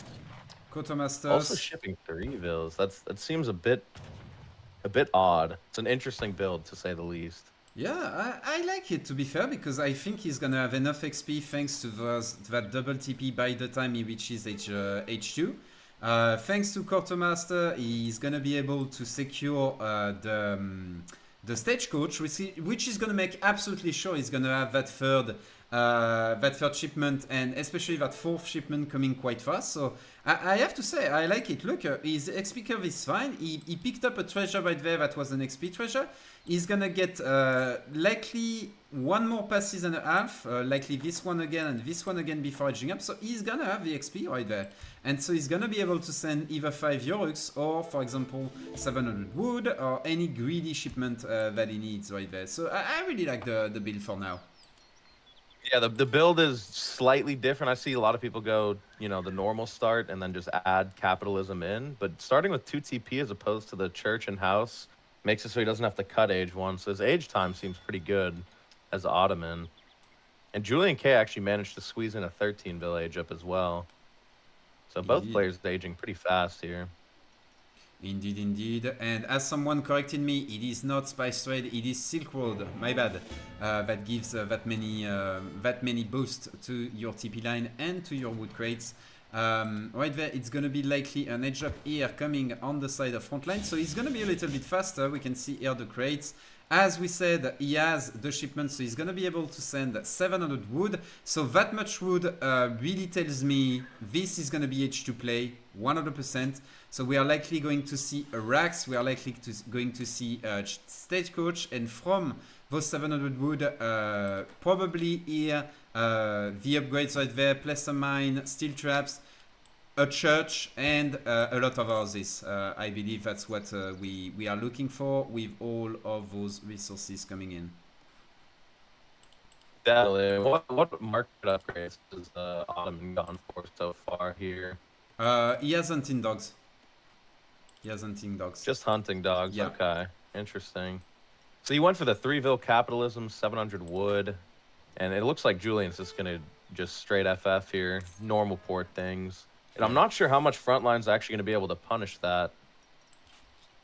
Does he need to? I don't think he'll be able to punish it at all. Yeah. Because one thing he could do is like having 10 Janissaries, you know, you tank with your Explorer, that is right here right now, but you can keep it alive. You tank with your Explorer and you just take all of those city towers, which are all gonna trickle 0.5 XP, you know, which could be quite an interesting strategy right there. So we are gonna see if that's what he's gonna do. For sure, there is gonna be stagecoach, ASAPs already coming in. Very interesting. That's very rare that we see ASAPs that early into the game. So that's gonna be less infrastructure, but some ASAPs. Interesting. Why ASAPs? Versus goods, I believe, but that early, it's very, very surprising to me. Yeah, definitely a surprising unit choice, given he knows based on the scouting port's gonna FF. A Rax over there, we didn't even see that. Yeah, I didn't. He might get a vill here. Probably gonna pull trick it. Let's see it, Julian. Beautifully done. Beautifully done. Very nice play, yeah. By the way, and Ottoman he's not going for 5 vills here, so his eco, he looks like he's gonna age behind with a 700 coin, but his eco won't be that good as he hasn't shipped the 5 vills.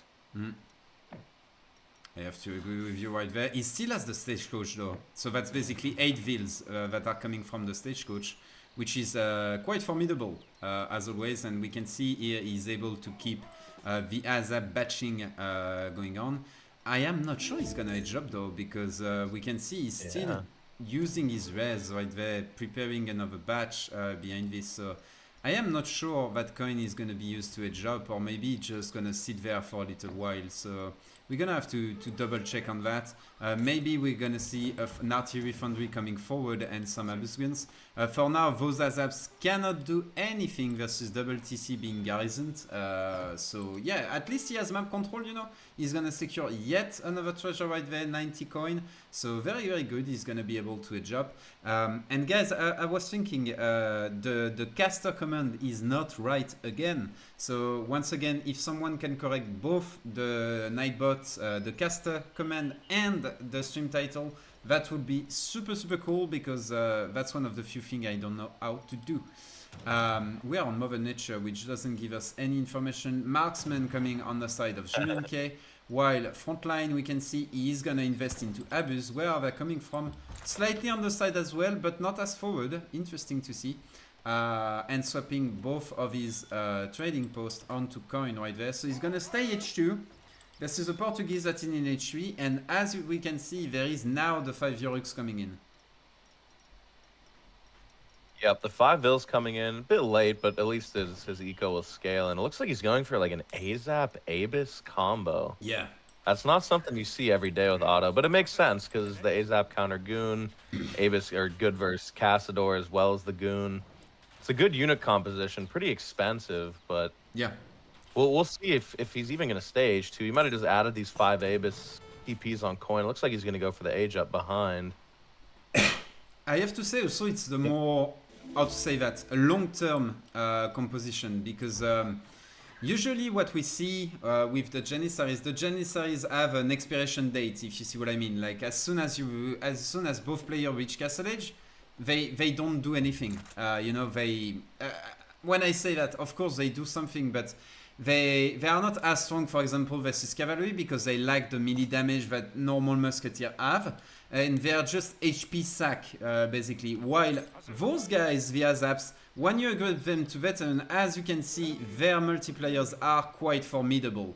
And they scale extremely well into the later stages of the game, especially if your opponent is going into goons.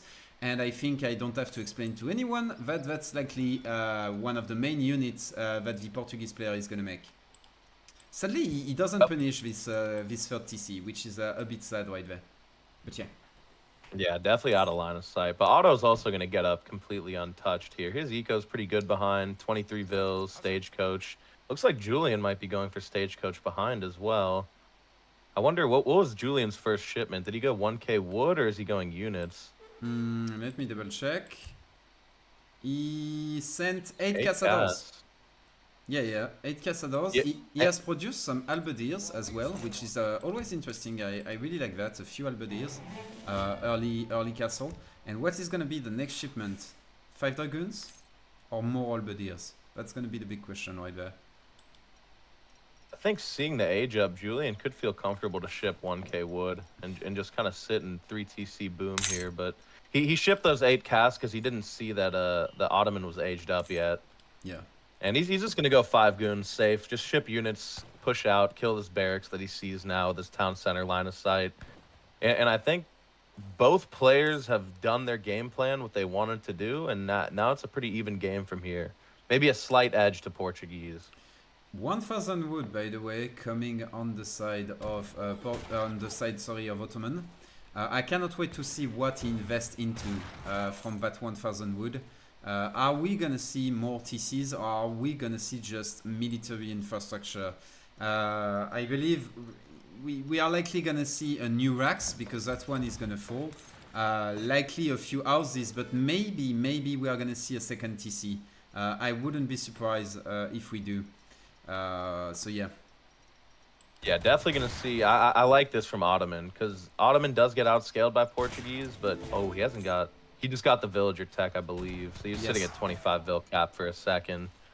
But yeah, with new TCs, he'll slowly kind of catch up the Portuguese, but still Portuguese are just going to outboom. I think Ottoman's real advantage in this matchup is the Abus guns. Yeah. So if Portuguese is out on the map with all these Castador, the Abus guns from Ottoman can do a good job winning the light infantry war. Indeed. Sorry for the little lagging, guys. Yeah, Castadors, they have that range resist, but the problem is this unit has siege damage. So they ignore all that range resist, and that range resist come at the cost of less HP. So Abus guns are the perfect counter, basically, to Castadors. And on top of that, you have Veteran Dragoon, which are the best unit, basically, of the port. They have a ton of upgrade, but on the other side, you have Azaps, which are the best counter in the game to Dragoons. One of the few units that can actually, like, truly counter Dragoon at range, that is really specified for that. So really, really interesting, you know. Really interesting to see how it's gonna fare in the latest stages. The Explorer is dead at the front, so no second TC is gonna come out of that 1000 wood, and it's gonna be a way more all-in approach. As we can see, veterancy on both. I forgot about the veterancy tech. I already assumed they were researched. They were not. So he's gonna use the wood for the veterancy, and no second TC coming in. More infrastructure instead. A second Rax came in the base, more houses basically. And that's how the wood is gonna get used. I really like this, by the way. I like this unit combo and a healer coming in. Good play from Frontline. I wonder. I think JulianK, if we take a look at his villager count, Frontline's on 26. JulianK definitely, yeah, 41, scaling ahead. Also has Stagecoach. So as the game goes on, Port's kind of getting more and more ahead. But we'll see if this Abus AZAP composition can do well versus Port. I wonder how we're gonna deal with the how Frontline will deal with the organ guns, though. I have to agree. It looks like Spahi's the answer.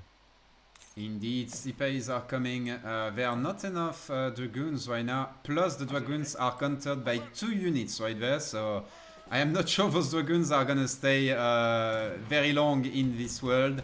But we can see the organ guns, they are in position. They are starting to slowly siege down that Rax right there. The Explorer going down, so no snare. And the Sipays are gonna come in. Really, the big thing right there is Ottoman needs to win the next fight very decisively, because the remass is gonna be in huge favor of Portuguese. So yeah, if the win of the next fight is not convincingly in favor of the Ottoman, I have to say the game is gonna be a bit doomed for him. Sipay is coming in, and look at that, JulianK, being the smart boy he is, just going back, just regrouping. He smelled that this was not Julian going into a good position. Yeah, he knew. Very, very well played. Yeah, Julian has no reason to push right now, so he's just going back with everything he has. The organs see these Spahi now. Let's see a nice little pull trick here from Julian, I bet. And he's gonna be completely safe. And there goes one Spahi. Ottoman's looking to be in a tough position here. He needs to make something happen, but I don't think he has a window to do so. Yeah, I kind of agree with you right now. I have to agree with you. I'm not sure about that choice of adding Hussars to the mixed. Probably just for the snare, I believe, but I'm not sure they're gonna accomplish a lot, especially versus Veteran AZAP. And here we can see those 3 organ guns very well protected here under the TC, in between some berries, some buildings, just raining down onto those Veteran Abus guns, and they are taking a tremendous amount of damage. Castador onto Abus, never a very good trade right there, not a trade that you want to take, at least, but for now, yeah, Portuguese looking really, really strong. I have to agree with you.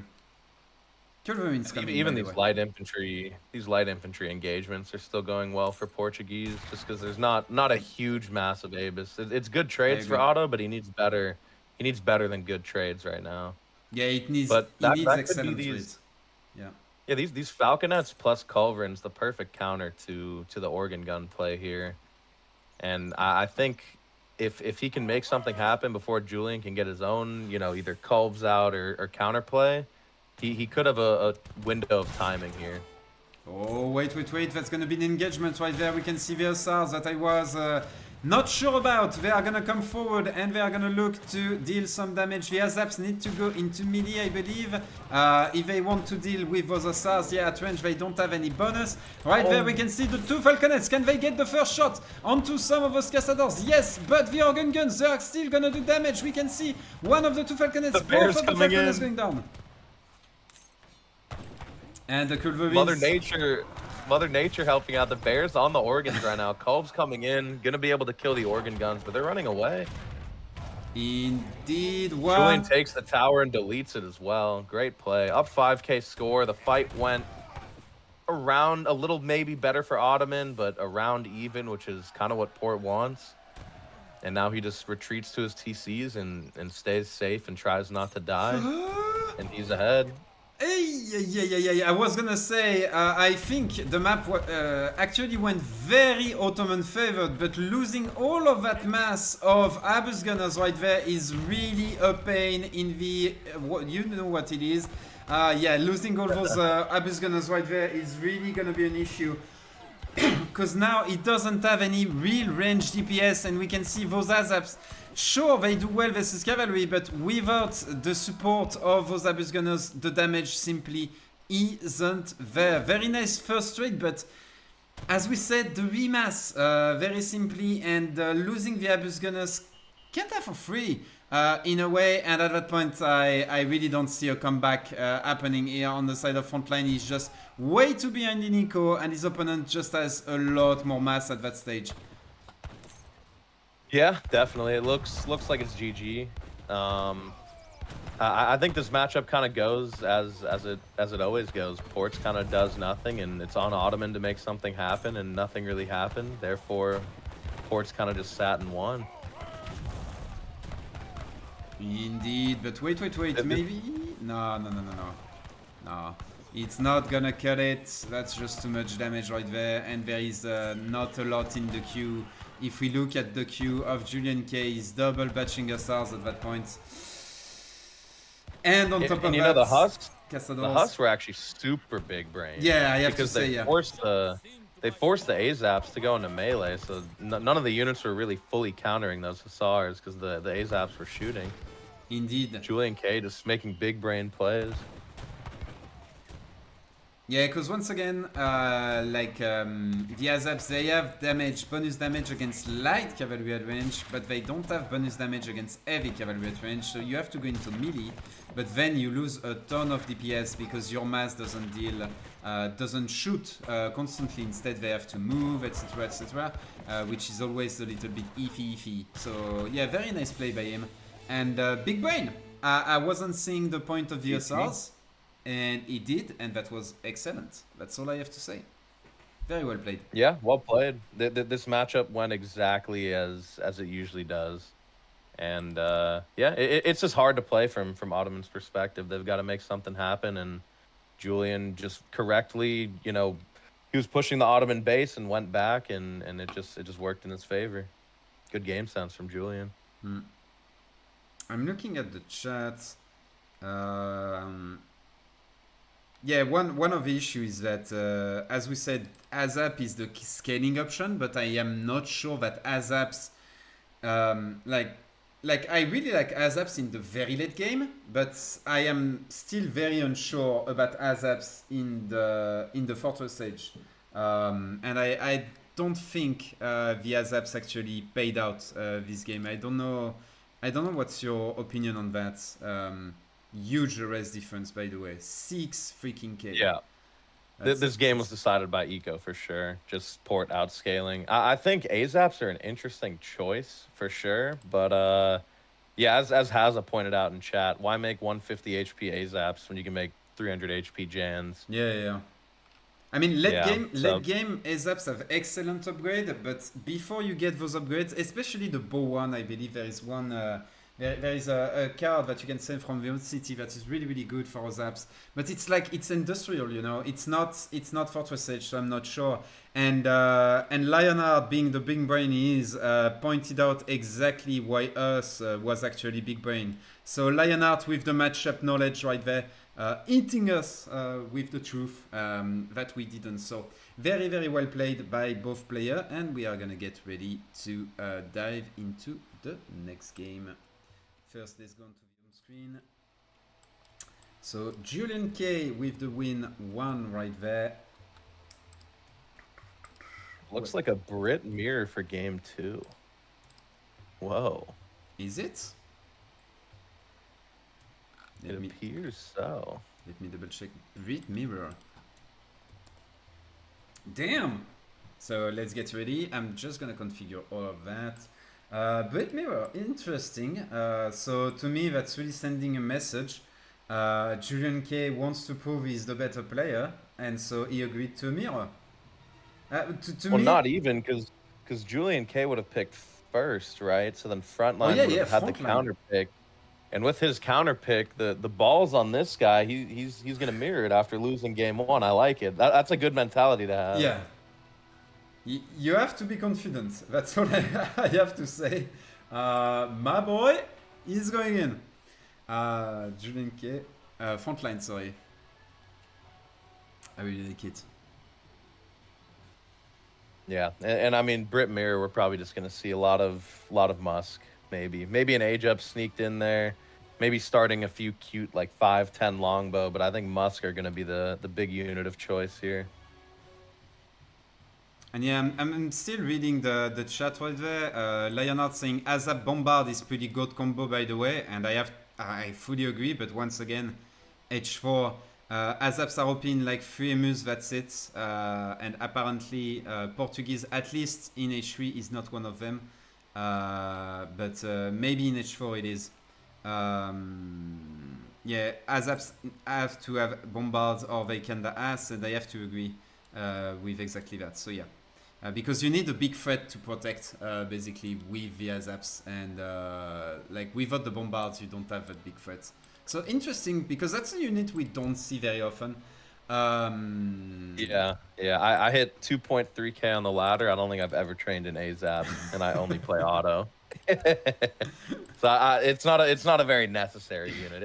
It can fit certain playstyles for sure, but when you can make Jan and just walk forward, it makes Azap seem kind of silly sometimes. Yeah. While we have the game that is ready, it's gonna be Brit against Brit, a matchup, you know, that we all know, love, I'm not sure, but that we all know, that's for sure. The British Mirror. We are gonna dive in. Do you want to do the introduction, mate? Yeah, sure, why not? Let's go.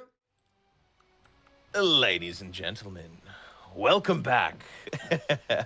We got a Brit mirror with Frontline spawning in the north, as well as JulianK playing British in the south. And this is one of the most boring matchups in Age of Empires, but also one of the most skillful. Boring to watch, very, very hard to play. Extremely hard. I have to agree. Fully agree, because a lot of APM, a lot of action. Like you need to balance also your eco investment to unit ratio very, very well, because you can very quickly be overwhelmed by your opponent. So yeah, very, very interesting matchup right there, English versus English. I have to mention, mate, you forgot the people of the sea during your introduction to the map. I don't know if I can, like, how to say that, sorry you, like, you cannot forget the people of the sea during the presentation of the map. Like, come on, mate. Come on. Then you have Aquaman coming for you, you know? So that's dangerous. Well, we can see Frontline, interesting right there. He's gonna go for that treasure with the villager in order to get the wood. I love it, mate. I like it. The Vil seconds on that definitely pays off. And that's because he wants to explore out on the map to see what's going on with these cows. Bit of a explorer contention here. You see them close on the map. Some shots going down, it looks like. Well, I have and to the beautiful thing about this matchup is that we get to just sit here, relax, and look at these explorers walk around, these villagers gather. While the players are stressing their minds out building houses, they're going to be building musk, running all over. We get to just sit back and enjoy this British content. Indeed. And a third manor going down. Well, Interesting. while someone in the chat was asking, is it Kenoki or Kevin? So my nickname in game is Kenoki, but I am actually called Kevin, which is quite funny. So there you go, both mate. Haha, checkmate. Sorry, I had to point that one out. Meanwhile, both of the players, as we pointed out, manner advantage going in the favor of JulianK. In terms of cows, we can see already 2 cows right there. Not a lot of cows on the side of Frontline for now. He just went past through that one. So he's gonna be a bit behind on that front. Oh, I really like that. He has 2 cows here, but it's gonna be scouted. Ah, man. He was looking here for a little bit of a cheese. They're good. Oh! Boom! Wow. Dabs in the chat, boys and girls. Damn! That's how you win a game. I don't know what on earth is going on with this villager over here, but I like it. I am sure it's gonna be a Rax. 35 wood. It's beautiful. It's gonna be a Rax or a stable, but now it's not secret anymore, so he's gonna have to send yet another villager to the soft side in order to be secret again. You know, that's the main game right there. I think Frontline might have sent that Vill out actually to get those extra cows, because he values that, as well as now he'll have a Vill out later, like during transition, to build manors out on the map. I'm not sure if it'll be a forward or like a side stable or forward racks or anything like that, as much as it was just to get the cows early and then be able to build those manors in transition. We'll see though. But yeah, apparently I like that out of Frontline. Apparently we missed as well another treasure contestant that went in the favor of Frontline. So big advantage right there in VH1 between the 2 players.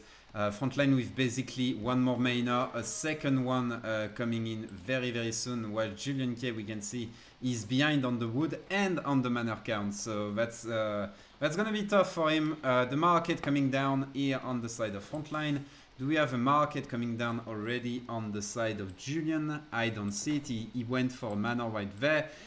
So likely going to see Gangso right there, which is gonna further amplify Frontline economic advantage at that stage. There you go, Gangso.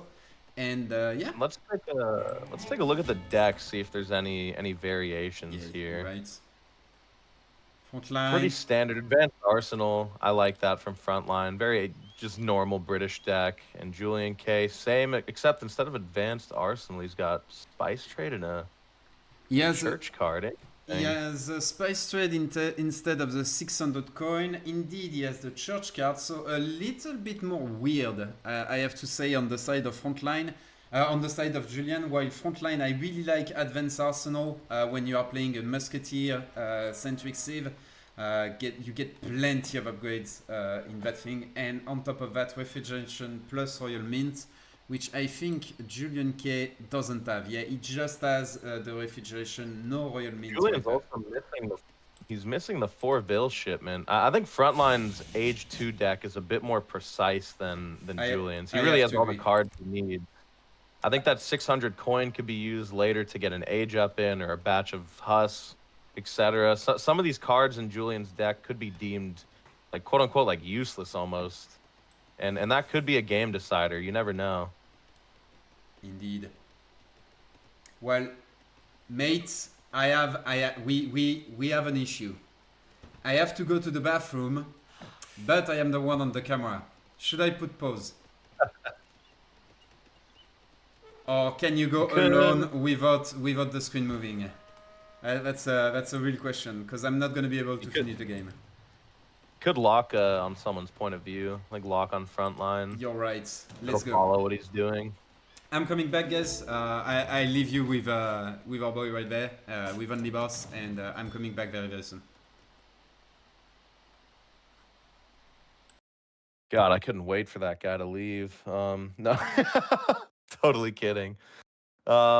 Pretty normal Age 2 stuff going on. 700 wood from Frontline. No idea what Julian's up to, because we don't have the line of sight for that. But most likely also 700 wood. Kills Julian's Explorer. Cow going down, which is kind of nice. And even sending the Vil onto the cow to gather that. Caught that quickly before the view changed. And just slamming down Manners, getting a bit of line of sight. So far, Frontline maybe slightly ahead in terms of treasures and killing the Explorer, finding a few extra cows, etc. But pretty close here. And let's just use our imagination to think what Julian's doing. Let's say he's also shipping 600 wood. Just take a shot in the dark. He could be, could not be. But Frontline just doing the standard stuff, making musk, shipping wood again. And the card after is what we'll probably see a deviation in, whether that's going to be 700 coin from either side or 4 bills, which Julian can't send because he doesn't have it in deck. But we'll see. It looks like Julian has a few more musketeers out earlier than Frontline does.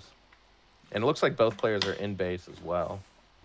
Indeed, maybe Julian with a slightly forward Rax. Indeed, I really think going in base is the safe choice right there. It also allows you to be a little bit more greedy when it comes to your mana booming, and yeah, nice shots, because usually you want to be more greedy. By the way, look, big deviation right there. JulianK 90 pop, while we have 130 on the side of Frontline, so big eco advantage right there. Vozis though, they are on the run against the Musketeer. Where is the mass of Frontline? It's right there. So Frontline went a lot greedier, but he might lose a few villagers. He's not gonna lose villagers. That's wow, huge. just out of line of sight. That's so huge. That could have been game changing right there. Exactly. That could have been basically the entire eco advantage gone right here. So very nicely played. Let's take a look at Julian's shipment order here. Is he also done 7-6, 100 wood, and then going for coin? So he might go for an age up, or this could just be to mass. We'll see. If he completes this batch here, he will mass. But if not, this could be used for an age up. Could be safe too. I would be very surprised to see an edge up, but at the same time, why not? You know, why not at that stage? Queuing a villager, once again, pushing him further away, and he's completing the batch. So that's just gonna be mass here, and he's gonna use the coin in order to mass. Are we gonna see a stable? That's my question right there, because usually you see a stable when you have that 700 coin, and that 700 coin is used for some SRs. Longbows here, but a lot of villagers are gonna take some damage. Do they have their Greercoats? Yes, that's why they survive right there, that first volley. Very nicely played here to tank with a few villagers without losing any, and pushing those musketeers back. Yeah, Julian also got kind of messed up by the hunt/house. He got a bit greedy. He shot the Vil, got to 1 HP, wanted to get it again, and then the hunt kind of blocked him. So just a few trades going well for Frontline right there. And then earlier, Julian got a few good trades and he's raiding Musk. So overall, an extremely even game, which is what you'd expect from a Brit Mir. I mean, within three points, 300 score, 100 now. While we have a subscribe. Damn! Thank you for the subscribe, mate. And Garja saying that longbow pike can actually be superior. Mate, I'm gonna trust you, but right now, I don't know. So we can see the mass of Frontline is slowly pushing forward towards that outpost. A lot of musketeers coming behind. On the other side, we still have JulianK double batching and going up at the same time with the Adventurer. So that's interesting right there. He's gonna use that outpost basically as bait, gonna try to win some time. I really like that little wall right there coming up. Really gonna force his opponent to siege down this Rax right there in order to go through that base. He cannot just walk right here. So I really like this. Pillarless wall, so less HP. That's a little important thing to point out. But yeah, really like it. I definitely really like it. And Frontline has the mass advantage and can push, but just doesn't know what's going on in the game. And Julian might be able to sneak away with an age up here. Frontline also shipping 700 coin, potentially also going to age up. 32 villagers on foot, so it can go very fast indeed in terms of age up. 45 villagers against 32. Wow, we have a 13 villager difference. I believe that's the No 4-wheels right there. And did Frontline send 4-wheels? No, it didn't. So that's basically pure mana and just keeping your TC running. Very impressed by Frontline right there. And he's gonna macro right there for an edge up. So I really like this. He's not gonna keep the shipment, or maybe he's just gonna put it in queue and see how it goes. Wait to see if he has to send it or not. I'm pretty sure he's gonna cancel, but we will see. The adventurer on the side of JulianK, Frontline is gonna go up with the adventurer as well. So for Longbowman, if I'm not mistaken.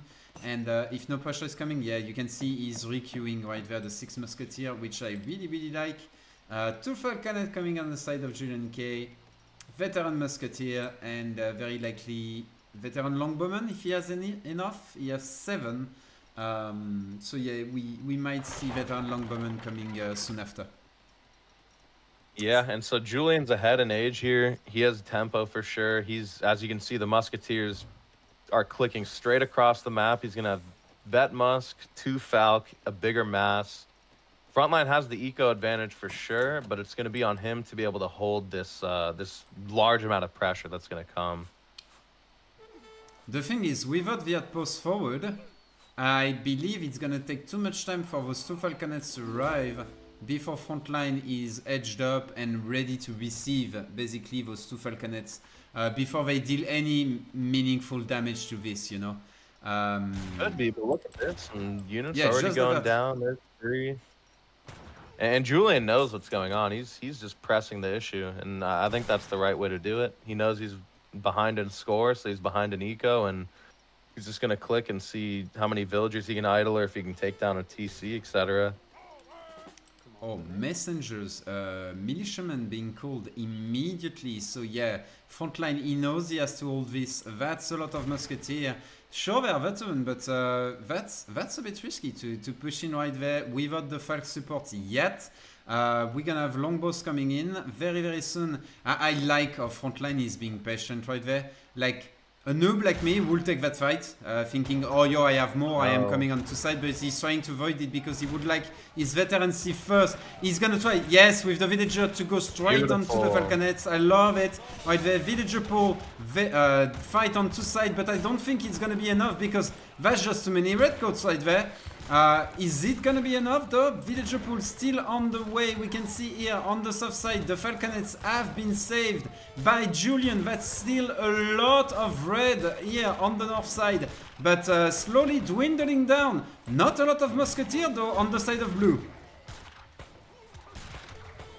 And I think that might be all she wrote. I think Julian hit his timing. Frontline maybe even overgreeded a bit too much because it's not really about how many villagers you have. It's more about if you can survive. And Julian was ahead in the age timing and made it happen. It looks like a GG. He forced Frontline to fight before any of his upgrades or Falc or anything. And well played by Julian again. 2 Falcs, careful. 2 Falcs here. Can he change the game with that? Oh, already. Oh. He's such a genius, and that's why he surrenders on the side of Frontline. You can see already the Musketeer on the Falconet in order to take them down. So very nicely played here by JulianK. You know, in introduction we were saying it's a very tough matchup because you have to balance how much you eco, how much you greed, and how much you invest into military. That's exactly why you cannot just greed into this matchup and why it is so tricky to navigate. So as you said, maybe Frontline went a little bit too greedy, but for sure JulianK was able to punish that. Very well played right there. Definitely. I think Julian just had the better game sense of I can age up right now, so I'm going to, and that extra little bit of timing he had is what really won him the game there. Okay. Also, he had a cool trick with his 2 Falconets, which was really cool. He like completely ran them away because he saw all the vills chasing. So that was well played by him as well. Indeed. So by the way, my game just crashed. So give me a sec, guys. I'm gonna restart. Oh, beautiful. Player 1 victory. It's good that it. Player 2 defeat. Good that it crashed now. Yeah. Yeah, I have to say, it's better that way. Crash. And can I tell Frontline he's good to start? But yeah. Yeah, you can. I'm just gonna write go as well. Up. Da-da-da-da-dum.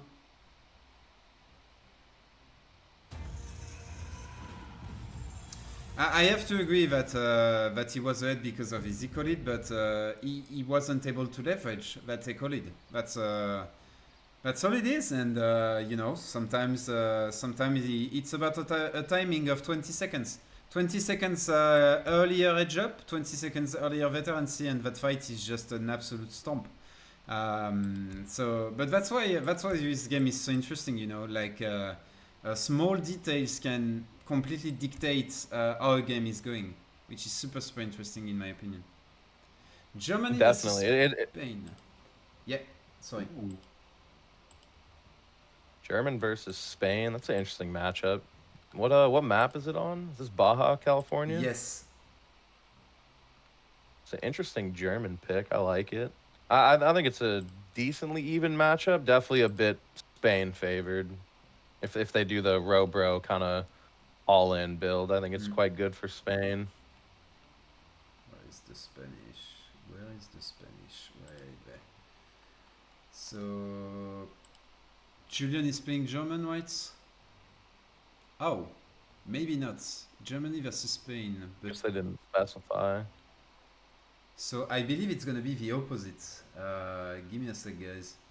So player one is likely gonna play Spain. So they didn't say it quite out loud, but if it's Frontline, he's probably putting himself first when announcing the map. So it might be the other way around.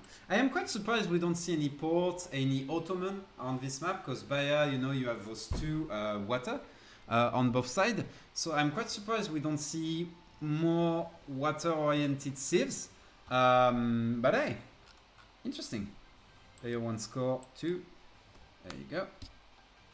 And that should be good. Yeah, German is an interesting pick on this map. Not the ideal civ to pick here, theoretically. Spain seems good. Yeah. But German's a bit questionable. I guess, is there 2 mines on Baja, California? That's the real question. Yes, there is 2 mines, yeah.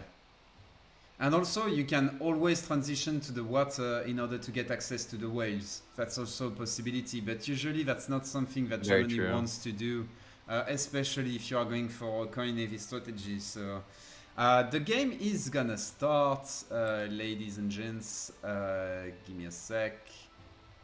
There we go. Up. Can you share on Discord as well? Yes.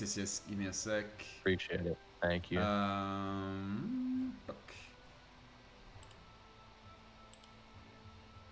Looks like chat's saying there's 1 mine on this map. If it's 1 mine, German doesn't seem... Ooh, we'll see. We'll see. But ladies and gentlemen, there we go. Oh, wait, is it capturing? Yes, it is capturing. Ladies and gentlemen, JulianK is gonna play Spain in the south side of the map in the teal, while Frontline is gonna play German with the yellow. And as we can see, 2 mines. Sure, the second one is a little bit further, and sometimes it spawns in front. But Frontline, he was lucky, and he has a second mine that is at the back of his base. G into the That's G. a beautiful spawn. Yeah, exactly. Very beautiful spawn. So yeah, one thing I wasn't thinking about when saying that both of those civs are not water civ, there is a water deck, a water strategy, I would say, for Spain, which is logistician actually, but I highly doubt that we are gonna see that. Hey, Julian, if you want to make a Frenchman happy, you know what to do. But if you want to win, you are probably gonna go with what you know. So, and I wouldn't mind you doing that. So yeah, we are likely not gonna see a logistician, but that's something that Spain can do, and that is actually a very good water boom. So yeah, that could be an option. So it looks like Julian found a 75 wood treasure and also isn't chopping anything. He went for a TP. He's going for a treasure now. It's probably a wood treasure, considering he isn't chopping anything. It is 80 wood. That's he might be idled for a little bit, but having to chop 0 wood, that's beautiful. Yeah. And what did yellow pick up? What did Frontline pick up top? He picked up some treasure. Wonder if it helped with his hunting dogs He's or picking anything. up 80 XP, which is an excellent treasure actually for Germany right there, because it's gonna make it barely. It's barely gonna speed up his first shipment. Because if you can get XP in the very early game, that's insane. Because you get those two settler wagons a lot faster right there. We can see the house coming as well. It was a bit of a delayed house, but it finally came around. 3 wheels, it's gonna start. We can see house of Trastamara, but not enough card to be a logistician. So Kenoki is sad, guys. We are not gonna see a logistician today, but hey, I was honestly not expecting it. Even if it's a very, very surprisingly explosive build for a water build. For what strategy, so I really like it myself. More XP for German. Looks like German didn't get any treasures to help him with his hunting dogs, so I think it's going to be a 17-ville age up, even with maybe some idle time. So not the greatest start from German, considering Spain got to build a TP in house without having to chop it all. So Julian definitely winning the age 1 here. At the same time, that XP, is it gonna matter? Yeah, he might not have needed that XP, you know, in order to get his 3 settler wagon straight away as he reaches H2. So I believe even the XP treasure are not giving him a lot of value right there, at least at the moment. Because XP is a very valuable resource for Germany, but right now. Not as much. Two treasure might be a little bit too much, basically. But yeah, as you said, 17 village up, 17 poppage up at least, for sure. On the other side, governor is gonna come up with a 15, already almost a quarter of the way through. So yeah, Frontline is gonna be a little bit behind, but that's still fine though. Yeah, definitely a late age up from Germany. A little unfortunate. And what does the German deck look like? Is there a theoretical Merc play here? And Palatine Settlements. There's no. That's an interesting deck. Palatine Settlements, but there's no improved Merc combat. Yeah. This to me looks like a very standard deck with the option to just, you know, punctually add some Jaegers and punctually just add some Black Riders, you know. And Palatine Settlements, even when you don't go for mercenaries, when you think about it, that card can basically be worth 1,000 wood. So I am not against it at all. Like if you just have 4 houses, basically you're done with housing problem. Believe it's 5, but hey. Very, very good card that has tremendous amount of value. It is just value that builds up throughout the game. So yeah, sometimes it's not sent for that reason. But hey, Frontline going up. JulianK is gonna reach. We can see 200 wood right there. So likely gonna go for racks. Is it gonna be safe? Is it gonna be forward? It's gonna be forward, as we can see here, thanks to those 2 villagers. Something important to note is Germany doesn't have a TP. It looks like Julian's been chasing Frontline around his Explorer, and Frontline has been denied building a TP, which is huge for German. Indeed. And getting denied by this little animal right there. Blocked him a little bit. Outpost, racks coming up. 700 wood behind. Are we gonna see some H2 pressure in then an age up? I would really like to see that. I really think people underestimate the power of basically semi-FF with Spain. And there you go. We can see that's going to be a musketeer semi-FF that is going to allow some kind of grid, you know, with the villagers behind this. So I really like this approach. And maybe use all of that wood in order to secure the TP line a little bit more, or just to put out more infrastructure, get your techs, etc, etc. Really like that kind of semi-FF that is powered by shipments, basically on the side of the Spanish.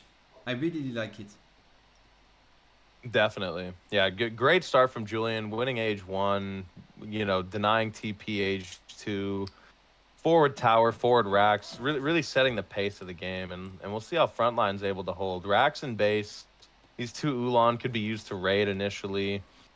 But yeah, opts to go for the church as opposed to the TP. It's just a safer in-base XP generating method. That makes complete sense. But ideally would have had a TP because then it forces Spain to kind of run around and siege that. Now Spain can just click units straight into the base, and this could be hard pressure to hold for German.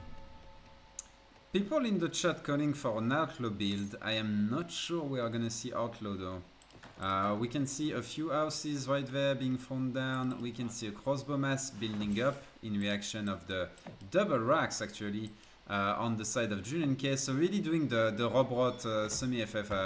I saw him do once or twice. You basically go for like 20 to 25 musketeer. You send the 7 rods, you push in, and behind this you basically edge up, which is I believe a very, very cool strategy. So we'll see if that's what we are gonna see. 18 crossbowmen already gonna go up on the side of Germany. Soon to be 20. Is it gonna go just for 2 crossbows because he likes round numbers like us? But I don't know. No, he's not. He's gonna complete his batch. There you go. That's a true pro player and not an autist like me. But hey, Frontline is gonna try 2 push-outs. Here we have the 7 rods, as we can see, with a mass of 15 musketeer, soon to be 25. And usually behind this, you send 700 coin and you look to edge up. That's usually the play with that. That's a lot of crossbowmen right there, and I believe those crossbows are going to be able to just clean that entire mass without a lot of issues. So very good reaction right there by Frontline, in my opinion. You just have to be careful of those dogs, because those dogs, they just can just eat that crossbow mass alive, or at least make sure that the crossbows have to focus something else than the infantry mass right there. Yeah, good micro from Frontline. Yeah. One thing he's missing here is siege, but he does have pikemen here. So he could push up with the bows, let these pikes siege the tower. And it's up to Julian to see if he can hold this. He's going to be making rods here, which I really like, and shipping pikemen. So we could have a pop between the tower and the Raxes and clean Frontline. But we'll see what happens. Frontline has a better composition right now with the bows being able to kite. But once these rods come in, it could be hard to not get snared by that. Exactly. I am not sure about the pikes though. Not sure what they are gonna achieve, but we will see. He's choosing at least to keep fighting into H2, which is interesting and usually contested amongst Spain players. Nice catch right there, sending the rods towards the north. Sorry for the fast movement of the camera, guys, but I wanted to catch you that. So very, very nicely played. On the other side, Frontline sees that the Rodleros are in the north, so he's pushing towards the outpost. Very nice play once again. Nice surround though, right there, pushing his opponent towards his racks. And we can see a big batch of 10 Rodleros is gonna come in. The Rodleros from the north as well. Yeah, Frontline getting caught a little bit right there. Can the crossbow kite? I'm not sure. Those Ulans are basically worthless against that mass of both musketeers and rods. 10 more rods are gonna come in from the racks. At least 7, 8 right there. The pike on the south, on the Ulans. Oh, that's terrible. Terrible fight right there. On the side of Frontline, he's gonna lose the entire crossbow mass because everything is in melee right there. They are completely snared. What a play on the side of JulianK right there. Yeah, just convincing play again. This, I mean, it looks like GG. I'm not sure how Frontline gets back into it. Just great catch there with the rods coming from when they're catching the Ulans. He brings them back to snare the army and gets the musk in range. And now you just have German H2 making crossbow against musk, which just feels bad. Yeah, at that point it's gonna feel it's not gonna feel good. The mass though is a bit separated, so but once all of that mass just makes one ball, it's gonna be really, really hard for German to just hold this. We can see here the militiamen, they are just gonna be fought straight on. I believe he's not even gonna try to kite those militiamen, he's just gonna keep pushing and pushing and pushing. And if he sits under that racks, those crossbows are never gonna be able to pop without Rodaleros being on their back straight away. So yeah, I don't see an out right there from Frontline. He has one big shipment, which is the 3 double Southerners, but is that going to be enough versus all that? I don't think so. I don't see it at least. Yeah, look at that. And Spain H2, ladies and gents. Spain H2, proving to be strong. I've seen a lot of people playing Spain H2 recently. It seems pretty good, actually. I like it. But yeah, this game is over. 3 convincing wins for Julian. Indeed. All very convincing. All the pros in the chat saying, yeah, basically you can bow pike semi, but you cannot bow pike and stay into H2. Basically, that seems to be the chat opinion right there.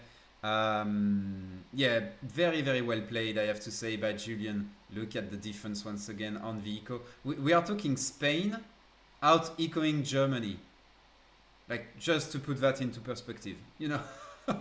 That's kind of crazy to me. But that's, I believe, mainly due to one thing, and that's the shipment total. Yeah, look at this. This is normal. 1 shipment ahead right there, 1 shipment ahead, 2 shipment ahead already, and by the end, 3 shipment ahead of his opponent. So sure, Germany has less shipments and Spain has more, but in 10 minutes having 3 more shipments than your opponent is absolutely huge. Like, absolutely insane. Yeah, and Julian played that really smartly too. Like he could have tried to get fancy and gone for TPs and, you know, hold the FB, all this fancy stuff, but instead just drops a second racks, batches 10-10, ships units. Just very straight up gameplay that, like, it just seems to play well versus Indeed. Versus bow pike versus like Frontline's play styles German there.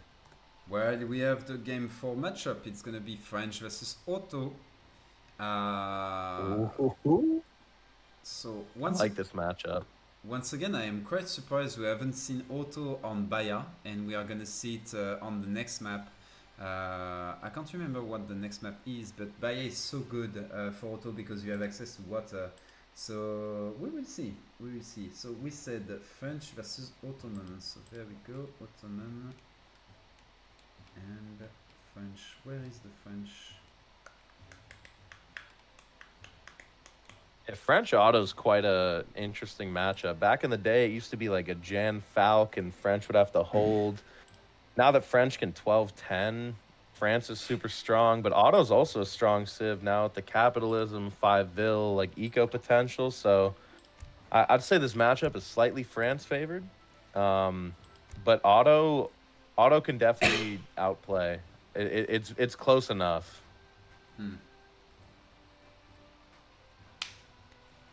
Yeah, but as long as Frontline's very careful, bro, he'll be okay.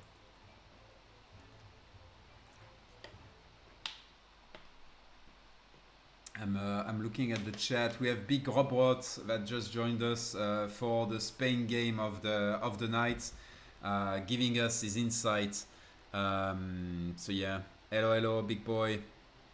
Kazakline in the chat, Lionheart in the chat. All of the big boys basically. And meanwhile, you have the 2 of us casting, trying to sound professional, while the true professionals are in the chat, you know. That's a little bit of pressure for us, Only Boss. Damn. No pressure at all, bro. I'm one of the professionals these days. Okay. Okay. Damn, that's some confidence right there. But hey. Yeah, a little bit. I think it will fit your way on France. Is there something also? 3-0. Thank you, Johnny Doodoo. You know what's cool? When you are not a professional, you have the chat making sure that you don't forget anything, especially updating the score. Because they get mad if you don't update the score. So, thank you guys. The chat will always keep you in check, especially when you're playing the game. When you're playing the game. The backseating, you know. The backseating. Yeah. That's one thing, you know, as a caster, that sometimes, you know, you have an opinion on what's happening into the game, and you don't agree with what the guy is doing, But I personally try to, you know, to always be open to what the player is doing, and then Definitely. judge. You see what I mean? Because he might have an Mhm. idea that you haven't imagined. You know, I'm looking at closest region, so that might not work. I made sure that was all region. Man, I love this interface. I have to say, lol. Is that sarcasm? I hope it is. Yes, yes, it is. Okay, beautiful. Yeah, it always auto changes the closest region, and you can't find games, and Yeah. but we love it. We're all here. We're all here on the game, and we love it. Just the interface we ate. That's all there is. Oh, we There probably you didn't go. tell them. The Oh, map. there we go. So the map is going to be Lithuania, which is once again a good native, a good TP map as well. A lot of TP that you can secure.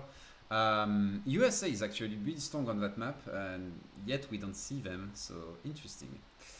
Do you want to do the intro? Sure, why not? Okay. There you go. Yo, yo, yo. What is going on, boys? We have a beautiful matchup. We have Ottoman versus France. We have Frontline spawning in the south of the map playing France versus Julian playing Botto. And as an Otto main, I'm rooting for Ottoman. Completely biased this game. Ottoman must win every single game. That's just the way it is. But we'll see Yeah. what happens. I Both mean, players starting TP and probably going to go to that side of the map too. So we'll see some treasure contentions as the big treasures kind of spawn in that southern and northern little islands, I guess you'd call them. So we'll see who gets some good treasures. indeed, French going for the 12-10, by the way. Not looking to cut any wood at that stage. So can he find a few food treasures? Here there is an XP treasure, which is really good in order to get your first 3 CDBs faster. No food treasure here. No food treasure, more XP. Wood treasure right there. So no food treasure in order to fast edge up on this side of the map at least. That's going to be an option though for JulianK right there. He's going to grab a little bit of food, which is going to add with his edge up. And on his side, Frontline is going to go straight for the XP right there with the Plague Doctors in order to secure some XP for his H2. But for H1, it's already too late, as we can see. Basically, the next shipment is going to come. Oh, he's going to go straight for the wood. Interesting. Or maybe for that food treasure. Is Julian going to cut down and see this, though? Julian's kind of staying in the... Yeah. That's a smart play from him. Both players definitely know that, you know, the big treasures spawn on the top and bottom. So Julian kind of going middle. I think he was hoping for... I saw his macro, and someone in the chat said it as well, but he wasn't chopping 50 wood. And he still hasn't chopped 50 wood. What did he ship? Capitalism? Yeah, he's capitalism, and... Capitalism, yeah. But he went... Interesting. So you went capitalism, TP, and church without chopping. Which I That's like. an interesting build. Which I like, to be fair. It's an interesting variation, I would say. Frontline is going to be happy because he grabbed a little bit of a food treasure right there, which is going to speed up his edge up a little bit, limit the idle time. He's going to try to come in and basically snatch that treasure right there. For sure, gonna make the life miserable of that explorer of JulianK right there, reduce his HP pool. That might be the last treasure that JulianK can secure. Oh! Frontline takes it. And that's what he needs. He's down 0-3 in the series. He needs a treasure like that 100%. to get back into it. Dabs in the chat. Good.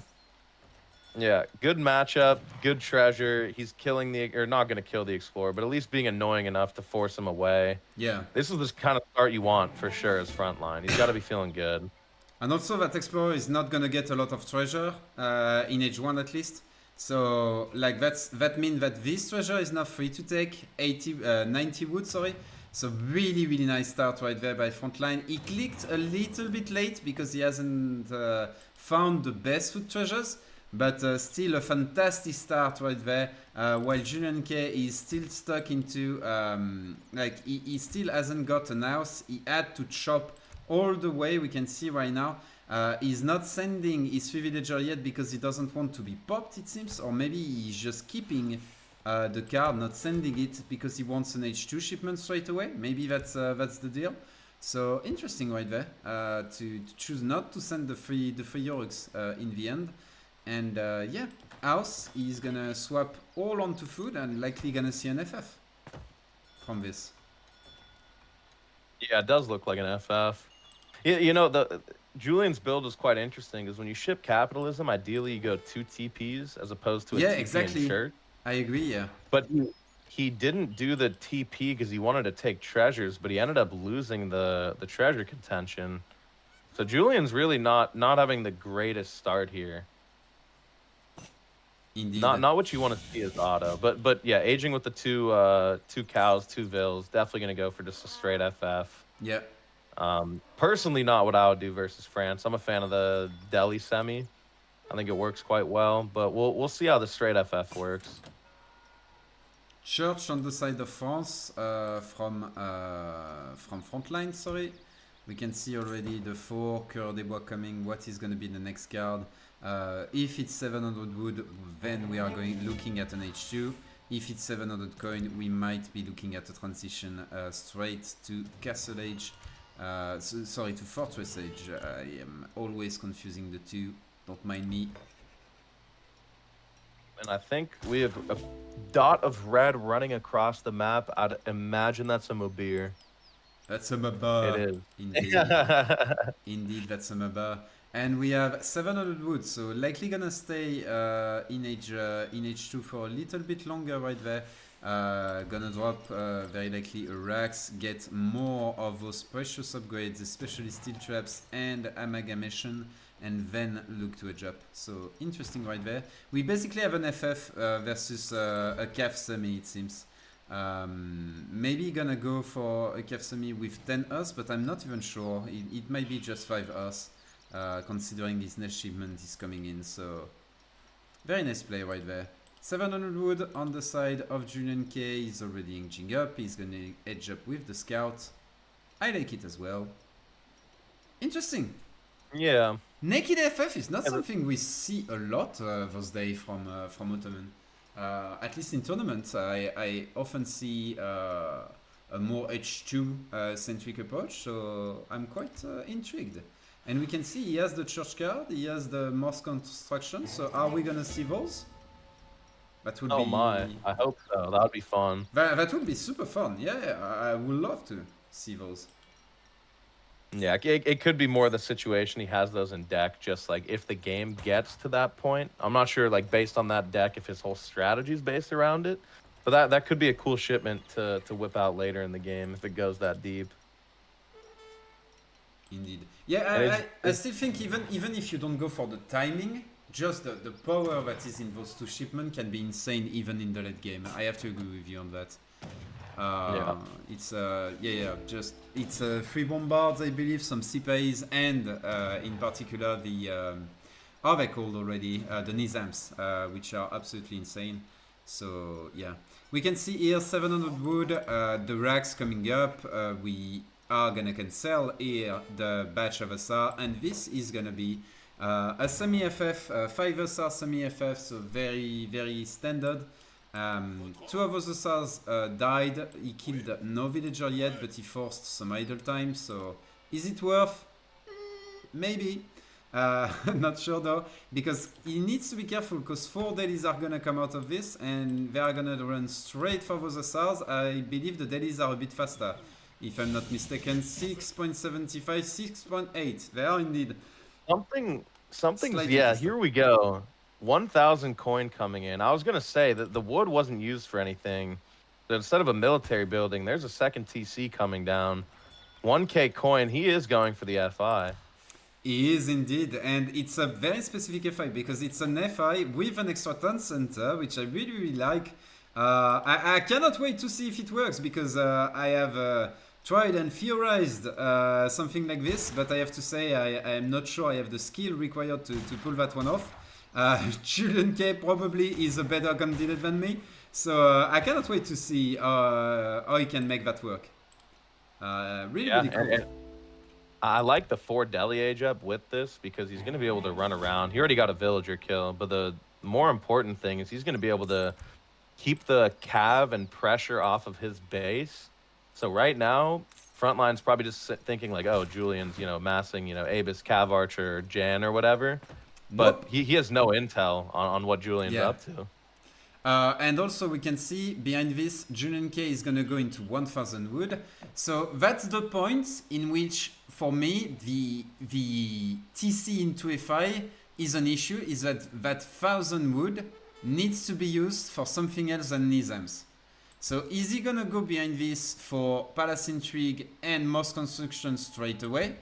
I am very unsure, and if he does, I am very curious on in the ways he's gonna get the XP basically to sustain both of those shipments. And usually you also want basically either the Sipais or the 2 bombards for the timing. So that's why usually this never worked for me. But once again, it's for me, and JulianK might have a different approach, which I am very curious about. What's Julian aging up with? This is a big tell. Grand It's the Vizier. 1K. So this is the 3 Spahi, is that That's right? the Sipais, yeah. Yeah, it's the spies. Okay. That's So- interesting. So he's gonna try to get like a TC pop, maybe with Minutemen, with the Yeah. Spahi. Because he is missing out on a lot of XP. So maybe aging with the coin could have been a bit greedier to get like mercantilism or something. Yeah, But- that's not what he's going for, I believe. I believe he's No. going for something completely different, and it's not going to be about the timing with the church.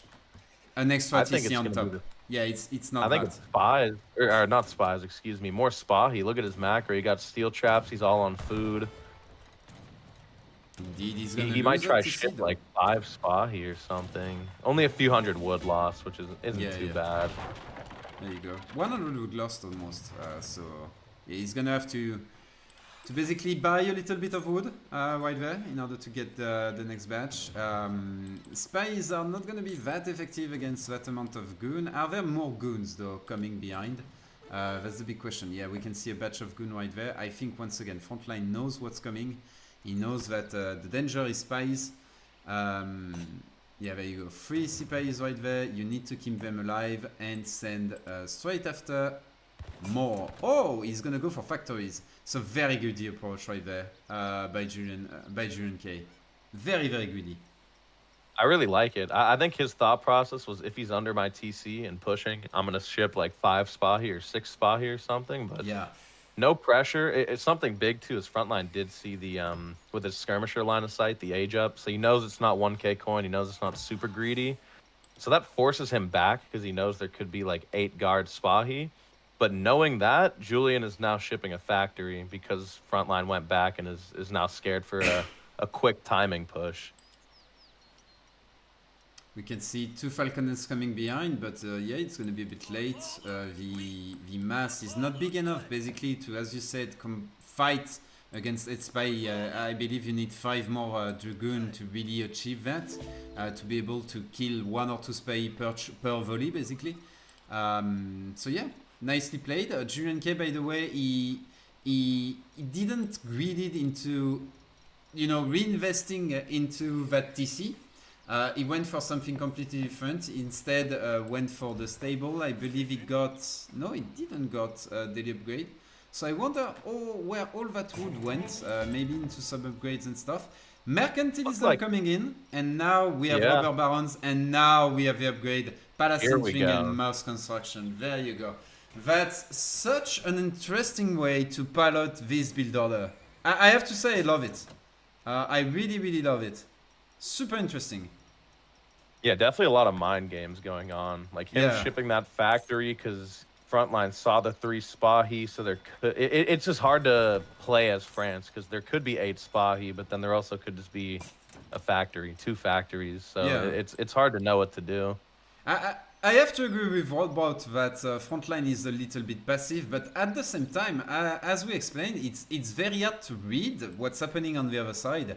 And that's the main issue. I think Frontline is having an hard time reading what can happen right there, and he's very afraid of a pop because of those squad Sipais. 4 Falconets though, so Robot, you see, Frontline is listening to you, and he's copying you in a way, going for 4 Falconets right there. He's gonna try to bust the entire, let's say, turtle completely open thanks to those 4 falconets. The big question is, JulianK, we can see here, he cancelled both of those shipments and he's going for 2 Great Bombards instead, and I'm pretty sure just after that we are gonna see the 5 CPAs right there for 1000 food. I'm pretty sure, but let's see if I'm correct or not. First, the market is gonna go down. The TC is under pressure. He's likely gonna lose the TC right there. There you go. The TC is going down. The 2 Great Bombards popping though. And now that's gonna be go time. Maybe no. Frontline is gonna go back. Very wise of him. Yeah. And it's not even go time for Julian. He can just keep sitting. Yeah. He has 2 factories, still has a TC shipment point, and he canceled his 12 Abyss because he knows Frontline's going back, and he's gonna get these double church cards in. Yeah. I love the way JulianK is piloting this. It's very nuanced, you know. It's like constantly adapting to what his opponent is doing and really trying to greed as much as he can afford without putting himself in danger. It's really, really super interesting, guys. I love what JulianK is doing right now. It's really, really cool. Yeah, no, JulianK's game sense is paying off here. His adaptations of when to ship, you know, to age up with the 3 Spahi, or, you know, ship the 12 Abyss and then cancel the Abyss and ship the factory first. He really can read the game well. I love the chat. Today I've learned the most important micro for Otto, cancelling shipments. that's so true in this game though. But yeah, very, very nicely played right there. Palestine String is gonna come in. You can see that he has enough coin in order to get even more bombard. He's gonna have the Nizams, and that's gonna be a timing before 15 minutes with 5 great bombards, the 20 Nizams, I believe, and still 2 factories going for an extra ton center right there. Really impressive shipment. You can see, boom, there you go. You have the two bombards that are gonna keep it at bay. Sure, there are some of those culverins coming onto the field, but what are they gonna do against 3 great bombards? Bashibazuk popping, Nizams popping. No. This is gonna be. Changes stance. Well played. Yeah, I don't think Frontline can actually fight this, especially with the 3 great bombards that are gonna come behind. We can see the culverins are already going back right there. Frontline knows that this fight cannot be won. Incredible. Wow. I have no word. That's so well played. That's so freaking well played. Like. Yeah. Yeah. Who the fuck are you, JulianK? How much brain do you have? Like, can you see the future or what? Like, it's insane. I think the chat's got it right. It's just Botto. It's just Botto. You know, Botto. There's nothing you can do. Botto. You can't beat Botto. You know what I mean? It's by the way, too good. He's going into Tripleton Center behind this. 2 racks in order to produce the Nizams again, and then he's gonna go just into houses, and his 2 factories are gonna swap onto heavy artillery for even more of those big great bombards. Yeah, I don't know what to say. Just amazing. That's all I have to say. He's likely gonna stay onto wood a little bit longer in order to get more of those houses. I believe also he will want an artillery foundry and his guard upgrades for the Abus gunners. But after that, yeah, he's just gonna boom happily. Like, yeah, he doesn't even need to move. He can just wait until he gets like 8 bombards, 12 bombards, and kind of just hang out until then. He's so ahead eco-wise. He has double factories producing bombards. He's gonna be on 3 TCs. He has no reason to move up of his turtle right now. He has absolutely 0 reason to do that. So yeah, I love the way he's playing. The Nizams, by the way, in case guys you don't know that unit, when you change stance, they change the multipliers, the bonus they get, which unit they can't. So right now, for example, he could have switched into the stance that give bonus damage against cavalry. Here it is the stance, you can see that makes it so you have more range and siege defense. Those guys are busted basically. They're absolutely awesome. We can see some cavalry here coming from the south in order to snare that entire mass. Behind this, more Abus gunners coming. Veteran Azaps coming in. Interesting. So we had Lionheart a little bit earlier talking about the Azaps are very good with bombards. I think that's enough bombards to protect. Right there, nice fight being taken. Still Abus gunners H2, but it's not gonna make a difference. All of the Falconets are gonna go down. The two Culverins are also gonna go down, so those big red bombards are gonna reign supreme. What is the host? What is the outcome? Only boss. How do you recover from that that state of the game as Frontline? I don't think you do. Yeah. I think the bombards are the bombards are just gonna kill. You could delete all the infantry. The bombards alone probably win this game. Indeed, I have to agree. Yeah. And look, Yeah, I'm pretty speechless. What a great game. look at what is coming, I believe, here. Yeah, there you go. Capiculukop. There you go. The big spies with the spy boost. Basically, they now get more range resist, I believe. Or no, melee resist. They get 10% melee resist. Nice play though by Frontline right there. He sees that a push is coming from this side. Okay, I'm gonna push on the other side and kill a few villagers. Very, very nicely played. However, as we said, Ottoman is on triple TC and those TC produce villager for free. So I'm not sure this is gonna be a big impact.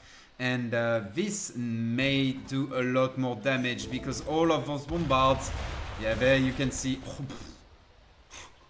Look at the speed at which that TC went down. Holy moly. That was basically 2 volleys. Boom. See ya. Yeah, this base is gonna be deleted in under a minute. Yeah. Yeah. I have to agree. It's not looking good. I have to agree right there. Frontline, yeah, he can just pop his opponent right there in a few seconds if he wants to. Not a lot of Nizams right now. The reinforcing Nizams are on the way. There you go.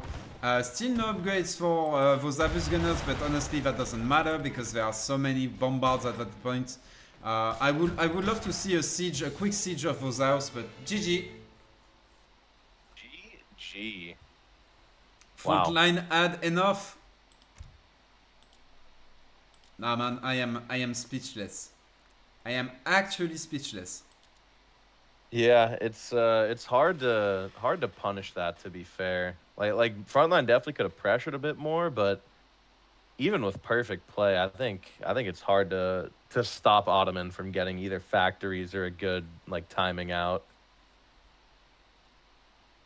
Yeah, yeah, and what great play though. yeah, it's really when we look at the game from a more newbie perspective, I think this might be called a bit boring because Frontline wasn't really committing and JulianK was very passive. But when you think about all of the mind game that basically Julian pulled out during this game, to me it's a super impressive game, like extremely impressive game, really by JulianK. Oh, definitely. There was a lot of points in that game. Like for example, him showing the 3 Spahi to the skirm means that Frontline and like I'm thinking if I'm Frontline, I'm France, I have to go back because there could be 8 guard Spahi that kills my whole army. Yeah. And then Julian, knowing that he's going back and doing that, just ships factories and is totally fine. So yeah, it was well played. Good mind games. Otto's not S tier, by the way. It's not. They need to be buffed. Yeah. Definitely need a buff. Very, very well played right there by Julian. Yeah. What I want to say by this is, to me, this is not a Boto victory. This is really a JulianK victory. I think many players piloting Ottoman right there wouldn't have resulted in so clean of a game. That's what I mean. Very, very nicely piloted, really. It was definitely nicely piloted, but to be fair, he is kind of just clicking shipments. I think that's why people kind of hate Otto. Yes. You're just you're sitting in base, you're clicking shipments. It's much easier than like focusing on eco and pushing and like pressuring all that kind of stuff. So I understand the hate for sure. But at the same time, you do one mistake and you die. You know, that's the thing, and he made no mistake, which is quite interesting, which is amazing to me. Next map is gonna be ready. So JulianK is gonna play Malta. Frontline is gonna play Spain, and the map is gonna be the map with the very good native. But with Spain and Malta, I think we are not gonna see natives at all, because those two civs usually don't go for that. I'm still sad. I'm still waiting for someone to go for natives on Courtyard, because that's one of the best map for that. But hey, I'm gonna keep my dreams for myself. Is that this map has good natives? Oh yeah. You have What are the natives on this map? You have the Vaza allies and you have the Tartar. I believe so. Okay. Basically, you have double cav, double heavy cav, plus skirm gun on the side, all from native. And the cav that you get is the Polish hussars, which are quite formidable, not gonna lie. But it's an H3 native, so yeah. Still Yeah, unlikely very to see that in this game. Maybe a Vasa, you never know. Probably no native units, but the Vasa. Oh, the Vaza, yeah. Villager. Yeah, usually Villager passive is quite good, and the houses as well. Yeah, the Torp and the big button is quite insane. And underrated in the Vasa is you can have there's an upgrade that's pretty cheap to do -5% coin cost of all units, which in a decently long game pays off. Yeah. As well as there's a 5%, I think it's all units. It might be infantry or cavalry, unsure, but I think it's all units, just HP, which is also quite nice. Let me look at the chat on opinion about the last game. I think I can see Lionheart in the chat. I think he took some notes, because I know that Lionheart is a big fan of fast industrial / revolt play. So I think he took some notes. You know, he was like with his notebook and yep, that's how you do it. Okay, there you go. So if Lionheart is going for that in the next tourney, I wouldn't be surprised. But yeah, very interesting. Lionheart, big fan of elbow gameplay. That's not cool. that's not nice. There you go. Sometimes the truth isn't too nice, though. You know what I mean? We love Lion. That's true. But we love him for his beautiful elbows. Man, today I saw the last video of Lionheart, and he wasn't wearing his sunglasses. I was almost shook, mate. I was like, what? God. What is happening? Probably so handsome. Is that truly him? I wasn't sure. But hey. Of course, Hawk team elbow gameplay. Oh God. Oh no. Ladies and gentlemen, people of the sea, everything in between, we are going for the last match, for the last game of tonight between Frontline and JulianK. JulianK is gonna play in the teal in the south side of the map, and Frontline went in the blue in the north side. Before we talk about the matchup, the map, anything, players, come on. If one pick blue, the other cannot pick teal. We are not gonna see shit as casters and as viewers. Yeah, teal on this map's a little rough. Yes. But yes. Damn. That's JulianK right there, optimizing in order to have his cavalry being invisible on the minimap, basically, and Frontline doing the same but with an inferior color on the north side. That's basically what's happening right there. But hey, what's your point of view on that matchup, mate? How do you feel it?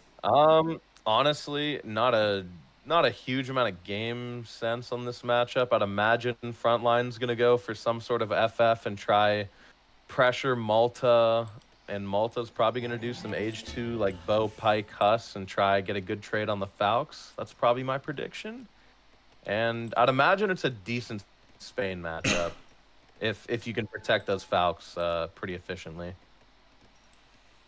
We can see on the side of Malta a very greedy start with Market, no hunting dog yet. He's gonna go for an house. He's gonna go for hunting dogs after, but before he went for trading post.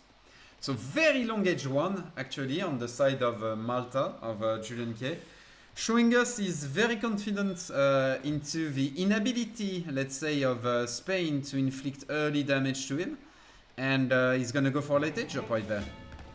Very interesting. First card he sends likely going to be 3 villagers, and we need to see if he has German tongue in deck and if he's gonna send German tongue. I believe he's waiting to see Frontline deck. Frontline going with the 3 settlers. Very H3 centric deck, really, with 4 unit shipments. So we are gonna see a lot of pressure in H4 coming on the side of Frontline, while JulianK finally he picked his deck. Versus Otto, so versus FF basically. 3 settler, German tongue. We can see also the Hospitalier card here, Knight of British tongue also, British tongue as well. Interesting. 2 order galley. I'm not sure it's gonna be useful on this map, but hey, who am I to judge? Whoa. Yeah, it seems like like an interesting card to have on a land map. Oopsie. But same for the knows? X-Back of the order. I'm not sure it's going to be useful, but hey, he has plenty enough card. That's what we are going to conclude with. maybe they know something we don't. You know, Julian knows this game. Maybe he knows something. Maybe he can pierce the ice, sorry, and transform all that part of the map into a pond, and so he can ship his ships. If a fixed gun hits units in the exactly ice there, maybe it creates water. That's exactly. Yep. We figured it out. But yeah. But there's an interesting card in Frontline's deck in Age 3. It was like the Lionheart, like Soldado card. You know what I'm talking about? Yeah. Outside of I'm not sure what it is. Outside of his Soldado usage, I really think it's a good card because basically for 200 wood, you have the equivalence of 4 mills or 4 estates. And when you think about it this way, I believe it is pretty busted, to be fair. Because you know, a mill or an estate is 10 vil. This gives you haciendas. An hacienda is 20 villagers. And so that's basically space for 40 vils, you know, to gather either food, or coin. So I really think it's a very good card in order to transition basically to a long-term economy on farm or estates without having to pay the full price straight away. So I really think that card is underlooked in that sense. You see what I mean? I've never thought of it that way. That's actually very true. I might start adding that into my decks. So yeah, that's one of the reasons. Thank you, Kanoki. No problem. But that's one of the reasons I really like this card. Like, you know, for example, you go into this. You basically like use all of your things. You are starting to not have resources again on the map. Boom. Suddenly you have 4 mills basically. So I really like this. So yeah, that's the way I see it at least. Maybe I'm completely delusional, but hey, the chat is gonna correct me anyway if I am, and yeah. Yeah, chat roast him, get him. Meanwhile, not a clue what's happened this Age 1 here. German tongue, but German tongue coming in. That's nice. Indeed, very nice right there. He's gonna keep going for some wood because he needs space for an house. Because remember, German tongue, since it delivers 2 settler wagons, that's a lot of housing space that is gonna be used. And yeah, Quartermaster, I believe. Yeah, as usual. So you go for the house, then you spread your resources between food and coin. You put the German tongue right there in front, and all of your settler wagons are going to coin. You produce the 4 settler wagons thanks to the Quartermaster, and you edge up to Fortress Edge. Is that going to be the play? We'll see. We shall see. We shall What see. is Frontline up to? Is he FFing here? Steel traps, wood coming in. I think you got your answer. It's a semi-FF once again. It's the Musketeer plus Rodolero Pop into FF, I believe. So I really like this build. To be fair, from Spain, I really think it's super smart. Yeah, with the 700 wood, he can pick up the TP line. 5 vil, he'll have good eco, and then 700 coin he can age, and Yeah, no, I don't hate it. I wonder if the fast Falconet stuff works versus Malta, just because they have maybe some trouble dealing with it. But perhaps this slower play could work as well. And it looks like a beautiful. Ooh, just got the Musk batch out. That's big. That's my boy right there. No second wax yet. Yeah, instead, look. Instead, he's gonna go into the trading post, and I wouldn't be surprised if he goes into state. Oh, no, never mind. Never mind. Second wax. There you go.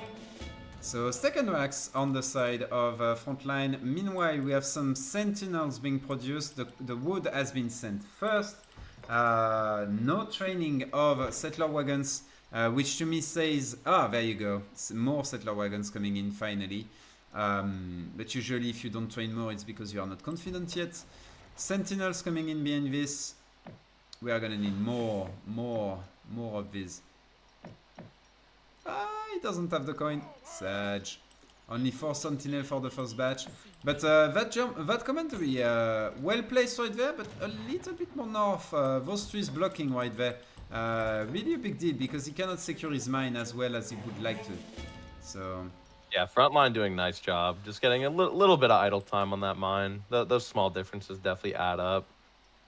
And let's see, he's queuing more musketeers. He could decide to cancel these next batches and age, and I think that's what he is opting for. So it's a 15 musk stage, like shipping 5 vil semi, very eco-focused. I wonder if he'll go for in age 3, if he'll go Spanish gold first, or if he'll just go Falcon push. I'm pretty sure we are gonna see 7 rods, and we are gonna see another batch of 10 musketeer. I am pretty sure of it. Because usually that's the way you go for this. Against Malta, I'm not sure because there is this commandery that is going to do a lot of damage. But you can see here, yeah, 10 batch, and behind this, here, the Rodleros. Oh, the pikeman actually. Okay, he wants the siege. He wants the siege versus the commandery, I believe. I'm very unsure though, because why would you send the 700 coin? Okay, to have nobody on coin, but is that worth it? I am really unsure because now, you know, his next unit shipment is very delayed. You see what I mean? Like the 8 bytes are gonna come super late to aid on that push. So I'm not sure about this. Interesting nonetheless. And it's gonna be a full commitment to H2. What is JulianK doing in reaction to this? We can see yet no Wignacourt construction. British tongue? Wait. British tongue. Yeah, he's got the longbows. Interesting. Man, that's so good against that mass of musketeer. They can do nothing against those other longbows. Remember, those are not normal longbows. They have 10% more stats. So they are really scary at that point of the game, and they are just gonna push back that entire mass of musketeer. I really like that adaptation. He can infinitely pull trick them too. So that's why he's being so confident with his units right now. Got to love it. And then we see Wignacourt. With that commandery, he's going to secure both of those hunts, making sure that he's going to get Wignacourt as well on those hunts, which is really important, really key. So got to love it, to be fair. What is the reaction on the side of Frontline? There you go, the Rodlero batch. Oh! He's cancelling everything. He's going to age. He's going to age House of Trastamara. I like this. Because I think between the longbows, the commandery, the TC, the potential pop, etc., you are just running into a death trap. So I really like this. Right. Yeah, I think potentially a misplay. Just that extra batch of Musk is just slowing down Frontline quite a bit and didn't really accomplish much. He could be up with Falk down. Once you have Falk, that's when you can actually really push out. But these Musketeers kind of don't really do much, so... He's going to try get up, get Vet Musk, get the Falk going, but I think the Eco, if I'm not mistaken, is probably looking quite good for Spain right now. Or for, excuse me, Malta.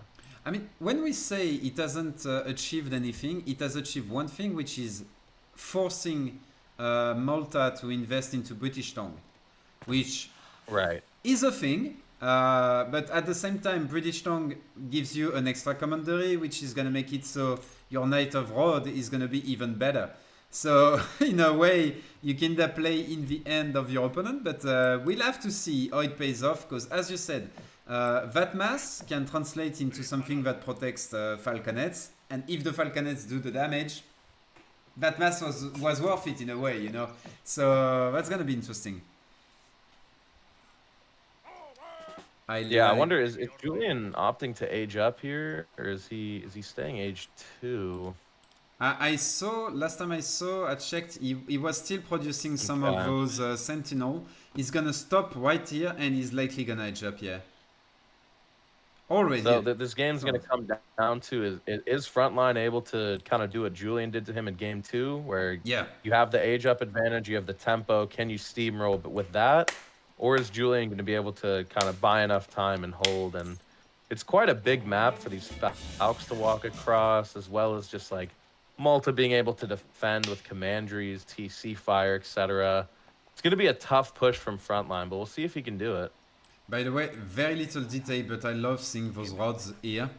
You see, he's anticipating potential order SRs, and so he's placing his rods right there, which I love because his army is on the other side of the map. That's the kind of little micro details that make the difference between very, very good players and scrubs like me, basically. So I really, really like it right there. So we can see 2 falconets, veteran musketeer is gonna come. What is gonna be the next shipment? I will be looking for 5 of those beautiful lancers in order to completely wreck that. And even those sentinels, they are gonna not have the best time dealing with lancers. So I will be looking for lancers right there. Gonna see if that's gonna be the choice. Sorry for the little lag, guys. There you go. It's back to being better. Completing this batch. Come on. Send the lancers. How close is Julian to age 3 here? That's the most interesting thing. Okay, so he's still got 3/4 to go. That's quite a bit. That's gonna be slow, yeah. He still has basically a full minute before he gets both the edge up and, more importantly, the upgrades. And there is almost a minute 40 before the first H3 shipment.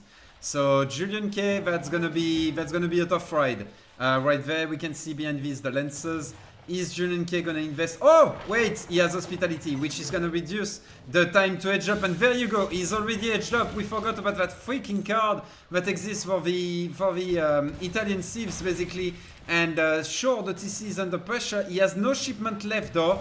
And right now, he doesn't have the wood in order to get his upgrades. So he's still in quite of a pickle, especially because his market got took down. And he doesn't have a secondary market right there. Yeah, he doesn't. So there you go. Big fight. The 2 falconets, he needs to protect them. Yeah, there you go. Very nicely played, keeping them away from the militiamen, which have bonus damage right there, as you can see, and putting the pressure on those sentinels, which have extra HP, but are still gonna be one-shotted. JulianK is going in for the fight here. Is this gonna work out? I'm not sure. He's got sure. some melee units on the bottom. The Falcon are doing good, but not quite good enough. Lancers, what a great engagement from Julian. Lancers coming in the north side from Frontline. He's afraid of the veteran sentinel that come in. Of course, there is the card. I forgot, the card reduces the cost of your upgrades. So you got the veteran sentinel despite not having the 200 wood. That's awesome. We can see here the skirmishers coming in order to deal with those sentinels, the lancers behind this in order to deal with the longbows. Those lancers cannot commit though because they still don't have the range in order to strike at range versus those sentinels, so they cannot just dive in because those sentinels are gonna just eat them alive otherwise. But what a fight, mate. What a fight. And once again, I'm stunned by JulianK play right there. Yeah, I'm not sure what went wrong. I mean, you'd imagine with 2 Falcons, he'd be able to just kind of sit there and win the fight. But Julian, with like spread out his units and took down the Falcons somehow. Yeah. I'm gonna have to watch that back. I'm not sure how that went so poorly for Spain. Also, remember, order units, they shadow teched. So the longbows were shadow upgraded, and the sentinel got upgraded because of hospitality. That is right there. Where is it? right here. Hospitality makes your upgrade a lot cheaper. So they got the upgrade, and as you can see, when you are nearby buildings, 31 attack, 239 HP versus 180 and 27 attack. So those guys are absolute beasts when they defend Malta base, basically. So very impressive right there, the fight from JulianK. And Frontline is trying to stumble thanks to shipment, but we can see on the score that the game is not going his way right now. He's making a lot of skirmisher, but very good order SR switch right there on the side of JulianK, completely taking Frontline by surprise, and that's gonna be a full cleanup right there. Oof. JulianK once again eating us with the knowledge and just excellent decision making. That's all I have to say. God, I love you, JulianK. You're so handsome and beautiful. What a great series. Not over yet technically, but Frontline's gonna have a hard time keeping these. Yeah. Unupgraded wards. You can see here 27 attack while they were on 31. Here 31 damage. You see, so yeah, fighting near Malta buildings is a huge advantage for them, even more than overseas. Thanks to Sentinels. I want Julian to be the father of my child. Yeah, I have to say that was a very impressive display of skill. That's all I have to say. Especially yeah, I still don't know what happened with that Falc fight. Out of all the games that Frontline could have won here, this one felt like the best chance. Or this or the Brit one. Yeah. He's going into second TC in order to recover, but the issue is, so he's going into second TC, he's going into Stagecoach, so basically trying to go into grid in order to respond. The issue is, if you look at JulianK, he's double batching Veteran Sentinel, he's batching Order Assaults, which are excellent quality units. We can see the Boyards just arrived. Those guys strike at lightning speed. They are faster than Lucky Luke. There you go, they are gonna charge here on the skirmisher. They need to avoid all the rods. The rods are gonna get absolutely demolished by the Sentinels right there.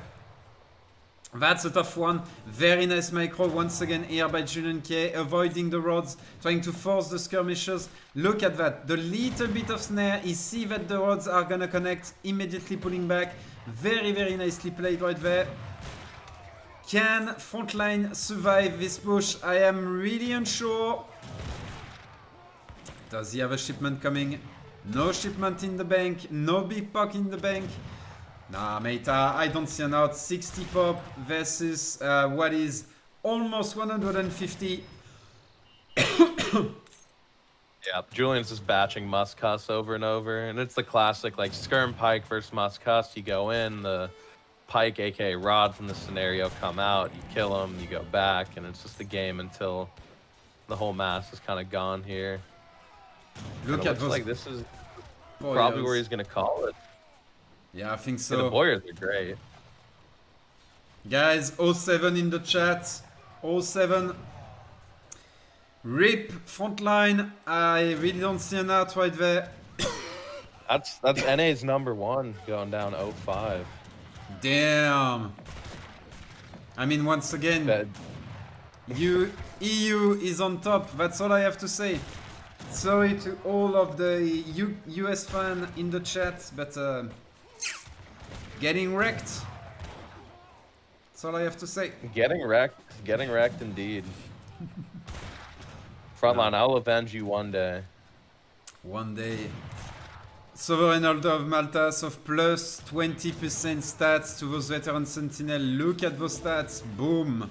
They are insane. They are absolutely insane. That's a G into the G. Look at those stats next to Allied Building. It's absolutely insane.